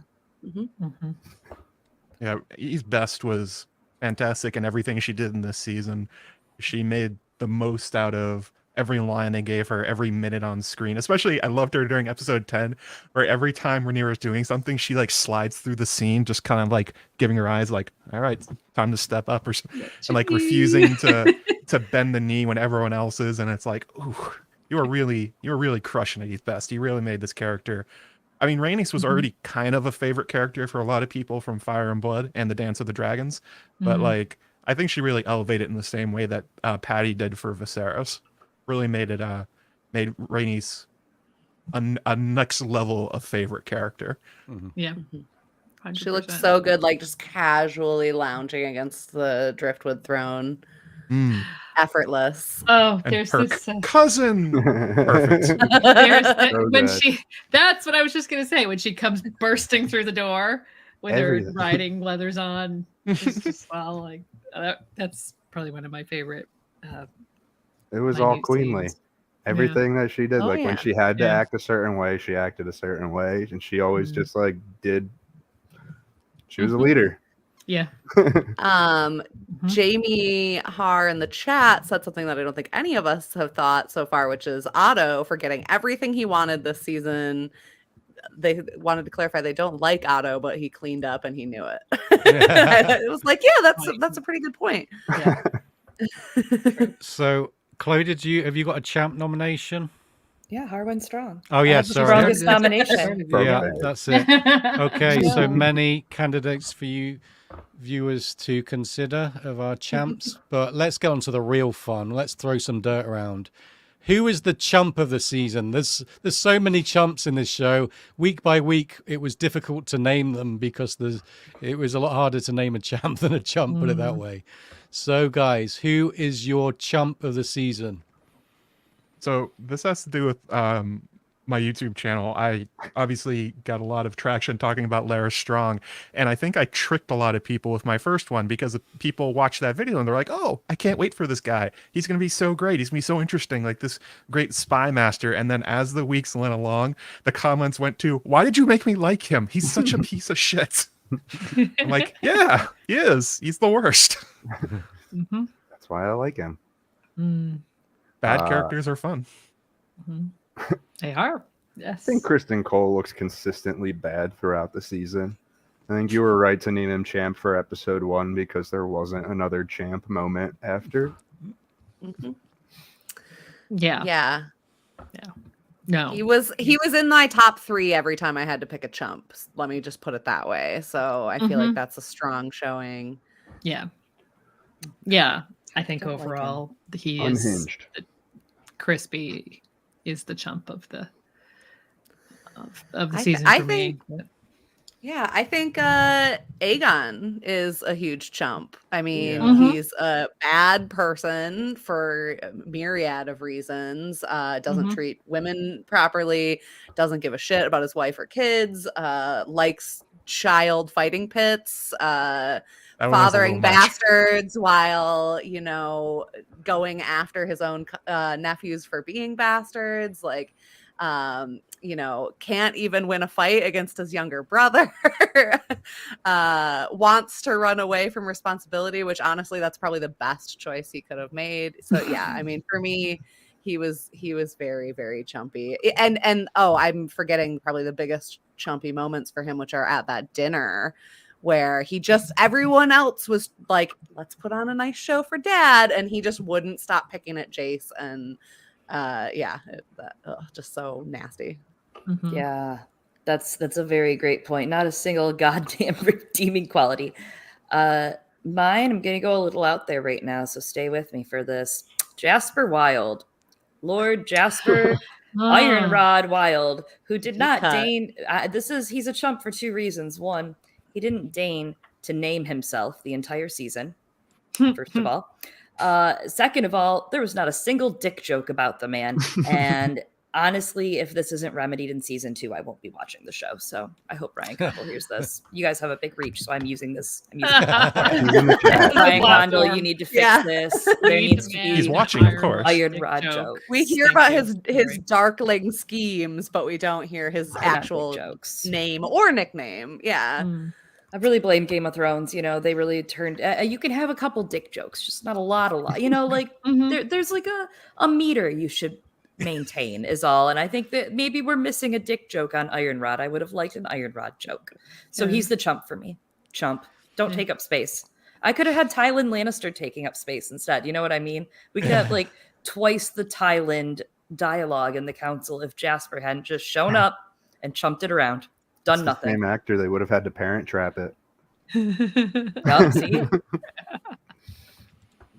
Okay, so before we go into a spoiler chat, I just want to round up this non-spoiler discussion just with a quick round robin of your marks out of 10 for this season, maybe with a couple of lines that you want to say about it. Just a quick overview. Lady Gwyn, why don't you start? I had to look at my notes to see what I said. I said 9.9 out of 10. Whoa, you loved it. I loved it. I loved almost every minute of it. I was very open earlier about my only little like tiny quibbles, which are so very tiny and probably mostly to do with what's in my head. 9.9 because there's always room for improvement, but honestly, it was great. I loved it. I was so relieved that I loved it too. Yeah. I'm glad it's quality. It would have been difficult as a reviewer just to plunge in every episode if it was like, Oh a man. lot of Could you imagine? bad vibes in the fandom if it was terrible. It's a long 12 weeks. If you don't love something. So I'll give it a solid 9 out of 10. There's a few scenes I didn't like, but a couple of episodes were weaker than the rest. But there were some episodes that were, I was watching and I was just totally enthralled, and every minute, I was just glued to the screen. My concentration didn't break. I was just in the world, in the zone for a full hour, and it felt good. And I gained confidence in the writing. I was looking forward to each episode, thinking, "Hey, it's gonna be great tonight." So it did give me a buzz every Sunday. Joe, Let's see here. So probably about a 9.5 or something like that. I did the same thing. It actually made it very difficult for me to do my after show streams because I was trying to take notes as it was going, and I would just like stop writing after a while, and I'm just sitting there watching, and that made it very difficult for me to remember things like 15 minutes later when I had to do it. Yeah, the writing was fantastic. They put in tons of little things for book fans. The writing on its own and the acting was fantastic. There were only a few things that really bothered me. One was I really didn't like how dark that one episode was.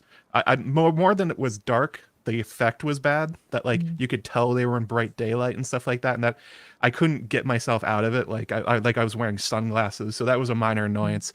But more was a lot of the minor characters that I wanted to know a lot more about, that they had to skip over because it was the strategy of the season that they were going to do this 20-year backstory, so things are going to get dropped. But it happened to be characters that they made really interesting in what we had from them, like Lionel's strong, Harwin's strong, their relationship to Laris, a lot more about Lena. A lot of those things would have been it was I was talking with Maddie about this, and it was I just wanted more of it. It was really good, and it wasn't they butchered the characters or there wasn't anything there. It was enough to make me go okay, throw another, like, let's do a Harwin episode. Just like throw one in there. Let's see him and his kids. Let's see the relationship with him and Larys. Let's see what Lena a little bit more. And it did get a little grating over time where like you knew when a character was about to die because they gave them a lot of characterization really fast. It's like, all right, well, they're about to bite it. But those are really minor quibbles. They're mostly just like, I wanted more of the thing that I thought was really good. And rather than like things I was like, oh, how dare they? This is terrible. The worst thing I've seen on screen. It was like, you should have had 11 episodes. That was my problem. Mm-hmm. You're muted, yoke boy. Dan. He was just listening. Yeah, I'd say I'm about the same in the 9 or 10 for like book reader. I like talked with a lot of people that I know that aren't book readers, and because I was really like focused on that, like wondering how it was coming off to like the general population. And there are like some points for that I worried about. Like there were like the time jumps seemed to confuse people, and then the actor changes, and then the finale, I believe, was the 2 finales, just how it slowed everything down kind of at the end. But I wonder how, if I was just a show watcher, I would think. But as a book reader, like I loved it. 9 or 10. Excellent. Emily, what have you got? I'm gonna go with a 9 as well. So my husband is, I'm like shockingly very unspoiled on Fire and Blood. I managed to go the whole season without really ruining any big plot points. So like you, Egg, I kind of had the 2 different perspectives, and I think he nitpicked the show less than I did because he didn't have stuff to compare it to. He probably would have said 10 out of 10, 11 out of 10. He honestly keeps begging me to rewatch it. So but yeah, I think, you know, the issues that it had, I think were minor, and because of the format of very unreliable narrator, unreliable source, I think most of it worked really well. There were a few wig things, like I said, I would have grayed up those temples. I would have made the Baratheon hair come through for Rhaenys a little bit. That's just my own personal pet peeve. But yeah, I'd say 9. I'm excited. I'm interested to see how some of the book changes that they made cascade into things next season, though. Yeah, I'm a 9. I'm not going into decimals. You know, it's an onion is either rotten or it's not. No, I'm just kidding. I won't Melisandre it, but I think it's a good, strong 9. I think there were definitely some slower pacing issues that happened due to, I mean, there's so much from COVID that is obvious they couldn't film. I know there's a scene, a couple of scenes that were just like, they were COVID scenes. They didn't work out. They didn't have the right resources to finish them and to make them right. And when it comes to it, you have to drop what isn't going to be HBO. It's not TV, it's HBO. So, you know, it has to be up to HBO quality. I get that. And when you look at the pressures they're dealing with from coming off of the whiplash of season 8, when you look at some of the pressures they're dealing with from HBO, as HBO also, you know, on a real life level is cutting so much of their staff, so much of their creative programming, this had to succeed. Right. Like there was a little bit, and I think in all of us, it was like, it has to be good or else it's done. Like if this wasn't good, it's probably dropped, you know, like if there was a tiny chance, what if? So I think that for all it's worth, I think they did the right thing with the time jump. I wanted to see more, but that's because I'm a super fan. Of course I wanted to see more. I watched it with somebody who has not read Fire and Blood, but did read A Song of Ice and Fire once or twice, is a little rough about the details, doesn't reread chapters every single week over and over again, right? Like not like us nerds, but who's just a casual fan. And there were some things they were kind of confused over, but most of the time they were clear, which always surprised me. And I didn't mean that in a condescending way at all, but just I was always surprised. I was impressed. I was like, okay, so you're getting it. So other people are probably getting it too if they're Thrones fans.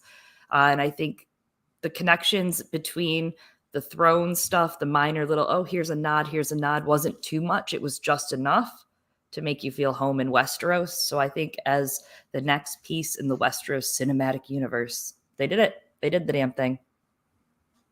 Wow, that was rude of you to call out Emmett like that, calling him a casual fan. Actually, it is my wife's partner. Thank you, Yeah. Eliana's partner. I was lucky to watch it with my co-host the entire season, pretty much, except for 2 episodes in person live. So that was a blast. It was also a big step for you in your Discord to name the official House of the Dragon channel The Good Show. That was a big bet. We took a big bet, and I think it paid off. I think that it is The Good Show, and I will keep Game of Thrones as the bad show in our Discord channel. So overall, we're all overwhelmingly positive about this show, and I don't think there's any insincerity, and because we're hardcore people, we're probably more difficult to please than anyone. And yeah, we feel pretty satisfied, and that bodes well for the future of House of the Dragon. Hopefully there's 4 seasons and they're all of this standard, and it's completed source material, so I don't think there's going to be a problem in that respect like there was in Game of Thrones. So there's every chance that the success of House of the Dragon is going to soar for the next 4 or 5 years, and we're here for it.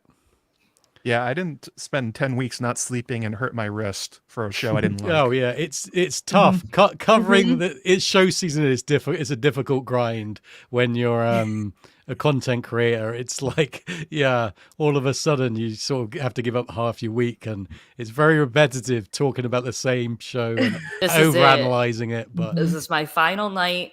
After this, I'm not speaking about it for at least 3 weeks. I'm not going to say a single word about dragons or Targaryens. I just need a little nap.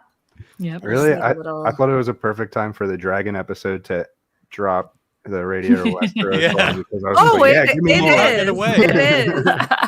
I get you though, Chloe, because my husband wants to do a rewatch, and I'm like, I watch the episode 4 times, each new episode 4 times in a 24-hour period. Like, I gotta chill. We're gonna do something else for the do something else Saturday. I think if we come back to it, like I think if we take a break now, you come back to the episodes and you rewatch the episodes, and however much time after you've had a little time off, all in a row like that over a handful of a week or whatever, I think it's going to be better. When I took a couple days and I rewatched episode 9, and I was not happy about episode 9. Like at first, like unhappy. I just was like, I'm mixed. I don't know how to feel. But then when I took 2 days and then I came back to it, completely just slept on it for 2 days, I liked it a lot. So I don't know. I think there's also something that we all have to retrain our brains to like not immediately be like, this show was good, this show was bad. No, this show was made of a lot of scenes that told a story, and you need to take that story and just like digest on it. I mean, I love making content, and what we do to ourselves is insane. We are insane people. We should be locked up somewhere. Yeah, we are wrong. I don't know what's wrong with us, but like that's not the way to appreciate a show, So like this wrap up for me, I haven't watched it since the finale, basically. So this to me, I'm like, I feel really good. I'm at peace. I feel at peace. I think it was good. Yeah. I agree. Yeah. There's definitely a real sense of watching it for content versus watching it for enjoyment. When they started sending me the screeners around episode 6, I think I went through that, and I would watch it the first time. I would take the notes, I would take down the lines, and then I would just watch it again just for fun. I was like, I've already watched this twice, but this is really good. I'm just enjoying myself. Yeah. I don't make videos or anything, but from making the screen caps all season, I started watching episodes and I would pause at certain spots because I was like, I want that. And then I would like pause again. Like I was pausing through, like I'd say at about the halfway point on, I was pausing more than just watching straight through. And that was just from trying to make screen caps for the episode. That's just well, we were speculating throughout the season that if HBO is like collecting data about like where you watch to, like kind of like YouTube does, where you watch, where it kind of drops out, like when you pause, when you rewind, they must think we're insane. They're like, watch, rewind it, watch that scene again, watch it again. Wait. Why did it take Joe Magician 5 hours to watch one episode? What's wrong with this guy? The pausing on the twins' fingers to find if somebody had 6, or the dragon baby, or any other tiny detail you can't get to. Yeah, you and I definitely had a lot of conversations about the dragon baby, because we were both like, it's awful that it's not clear enough, so that we have to keep pausing it and staring at it to see like that, Like, does it have a tail? Are those horns? Like, what's going on here? Oh, Lord. Oh, okay, guys. So there's one more discussion I want to have. I know it's late and we've been going for a while. Just one more discussion. But we're going to have to sail forth into spoilery territory so we can say whatever we want. So going forward, Lady Gwyn, have you got the... I do. Spoilers all books. Okay, so if you don't want to know the future plot points of House of the Dragon, you haven't read Fire and Blood, you know, thanks for tuning in, and best you leave now. But for all of us that do know the future of the plot, we want to have a quick spoilery discussion and sort of get some enthusiasm going for season 2. So I'm going to ask you guys very simply, what aspect or characterization or whatever are you looking forward to most in season 2? Why don't you start us off, Lady Gwyn?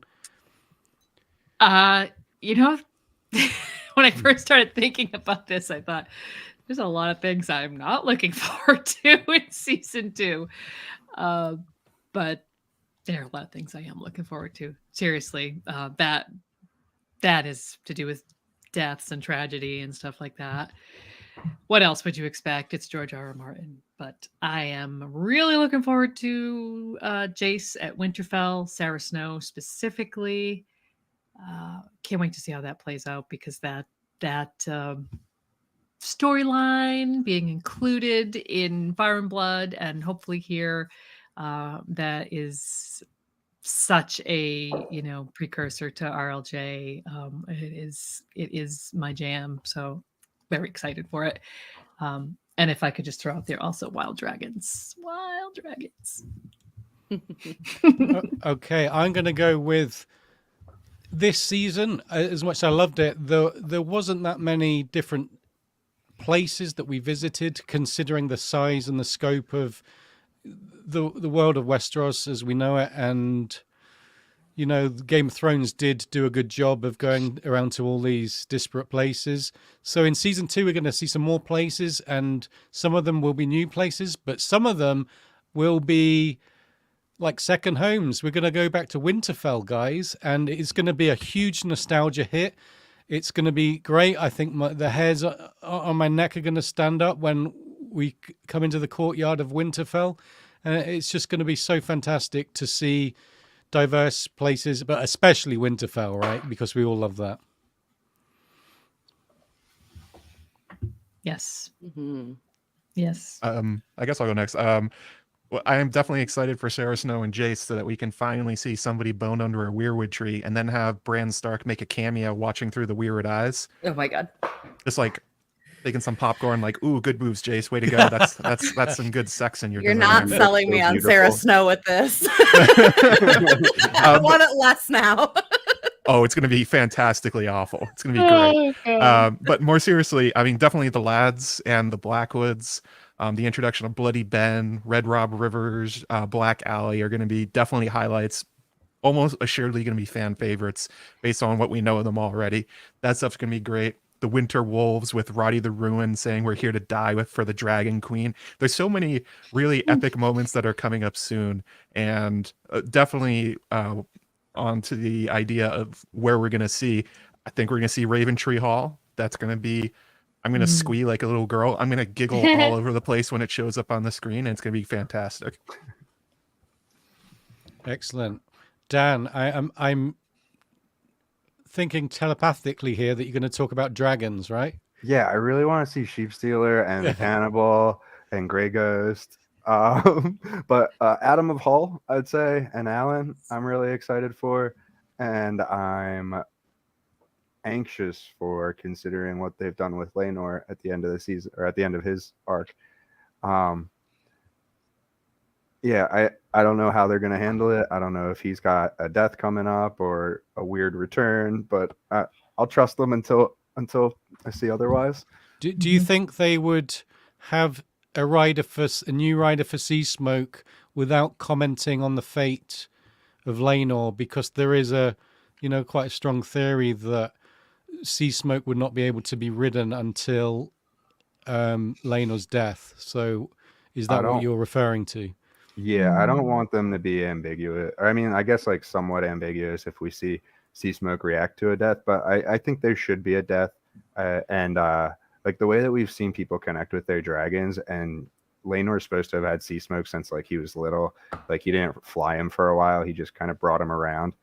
And like, I don't want him to like just move on past that. Like people say like maybe the bond breaks if you don't spend time with them. Like I don't really want that.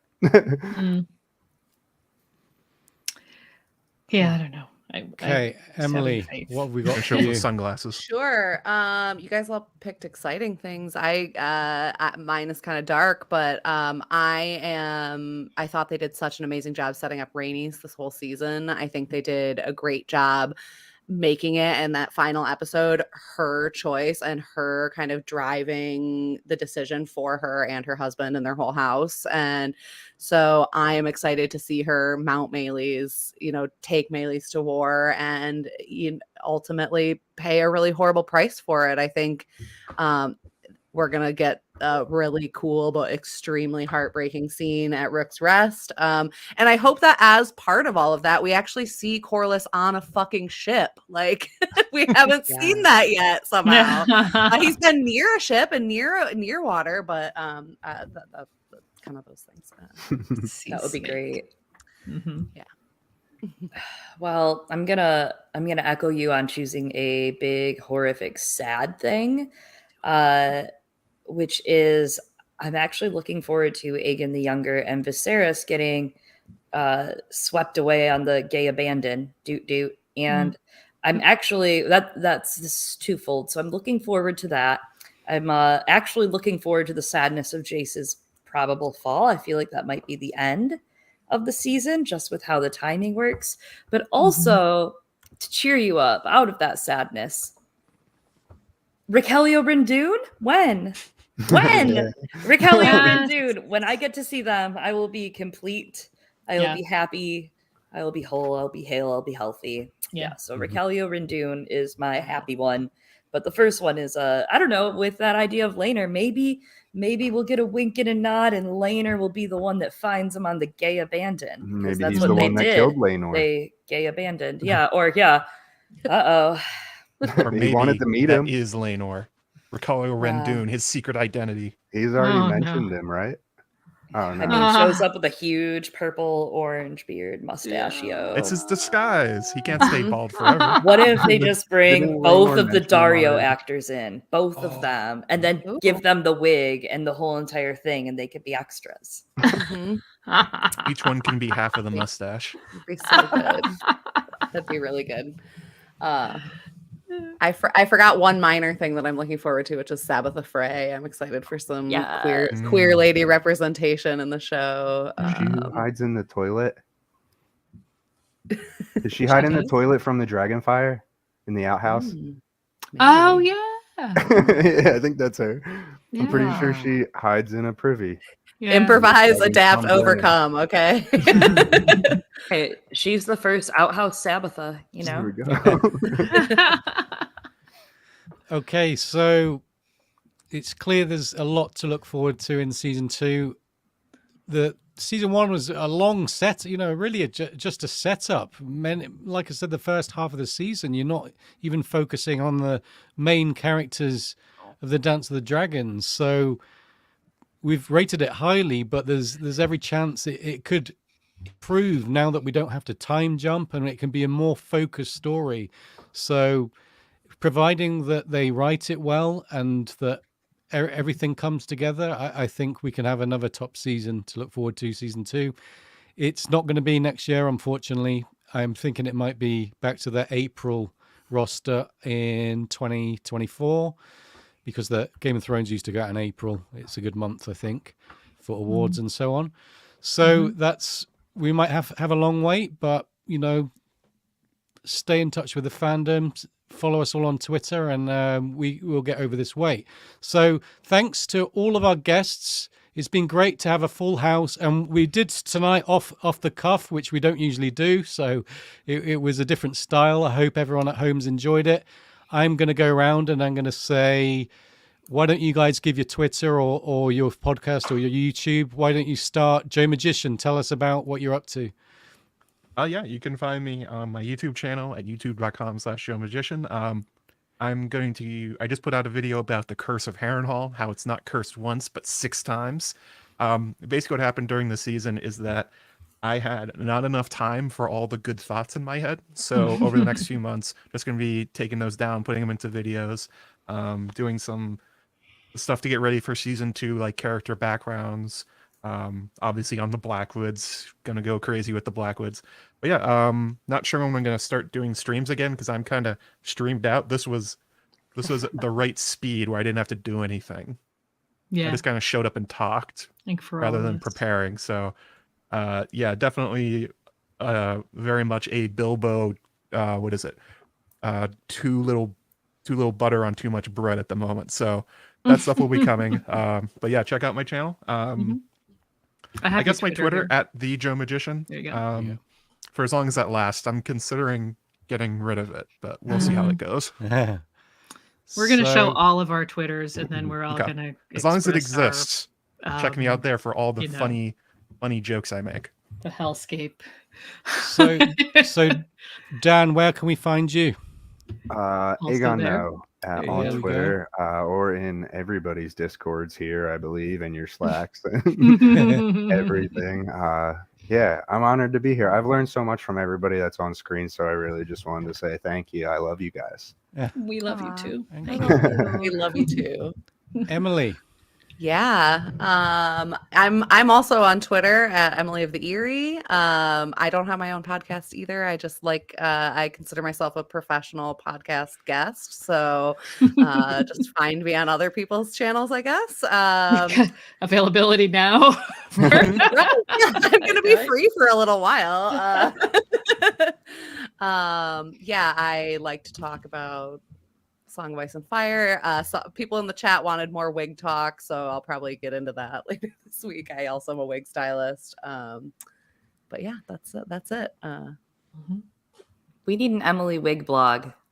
Yeah. Probably, yeah. do. Now I've got time. I'm gonna be bored this winter. So It's like how would love Sam that. Rixian was doing the dragon talk for Learned Hands. Yeah.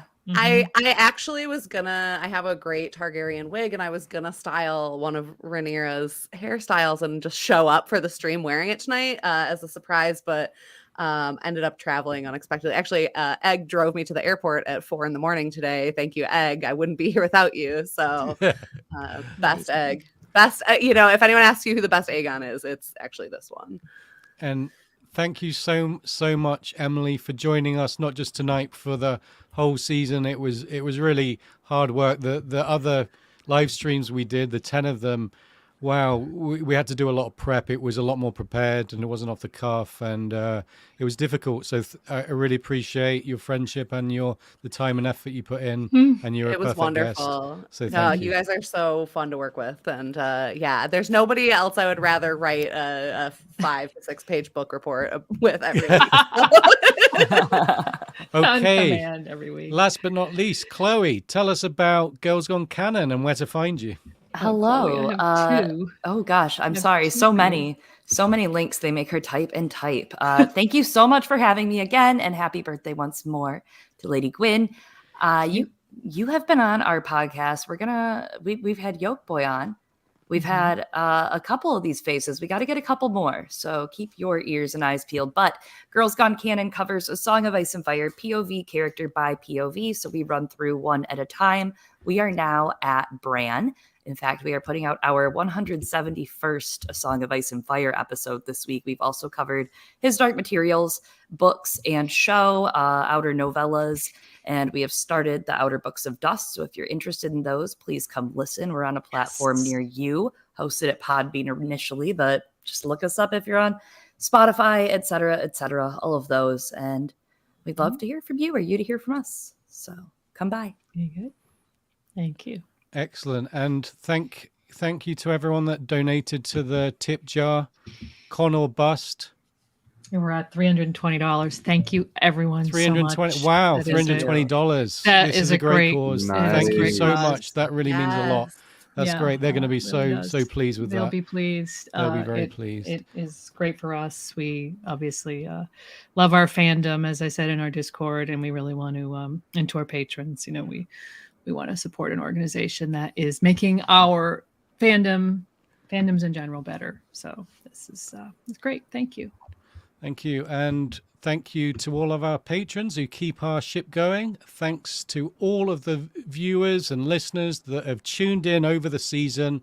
It wouldn't have been the same without you, every single one of you. We really appreciate that you've come to us to get our takes and have fun with us, and we've really enjoyed it. So that is it for Radio Westeros, House of the Dragon, Season 1. Thank you all so much. Good night. Bye.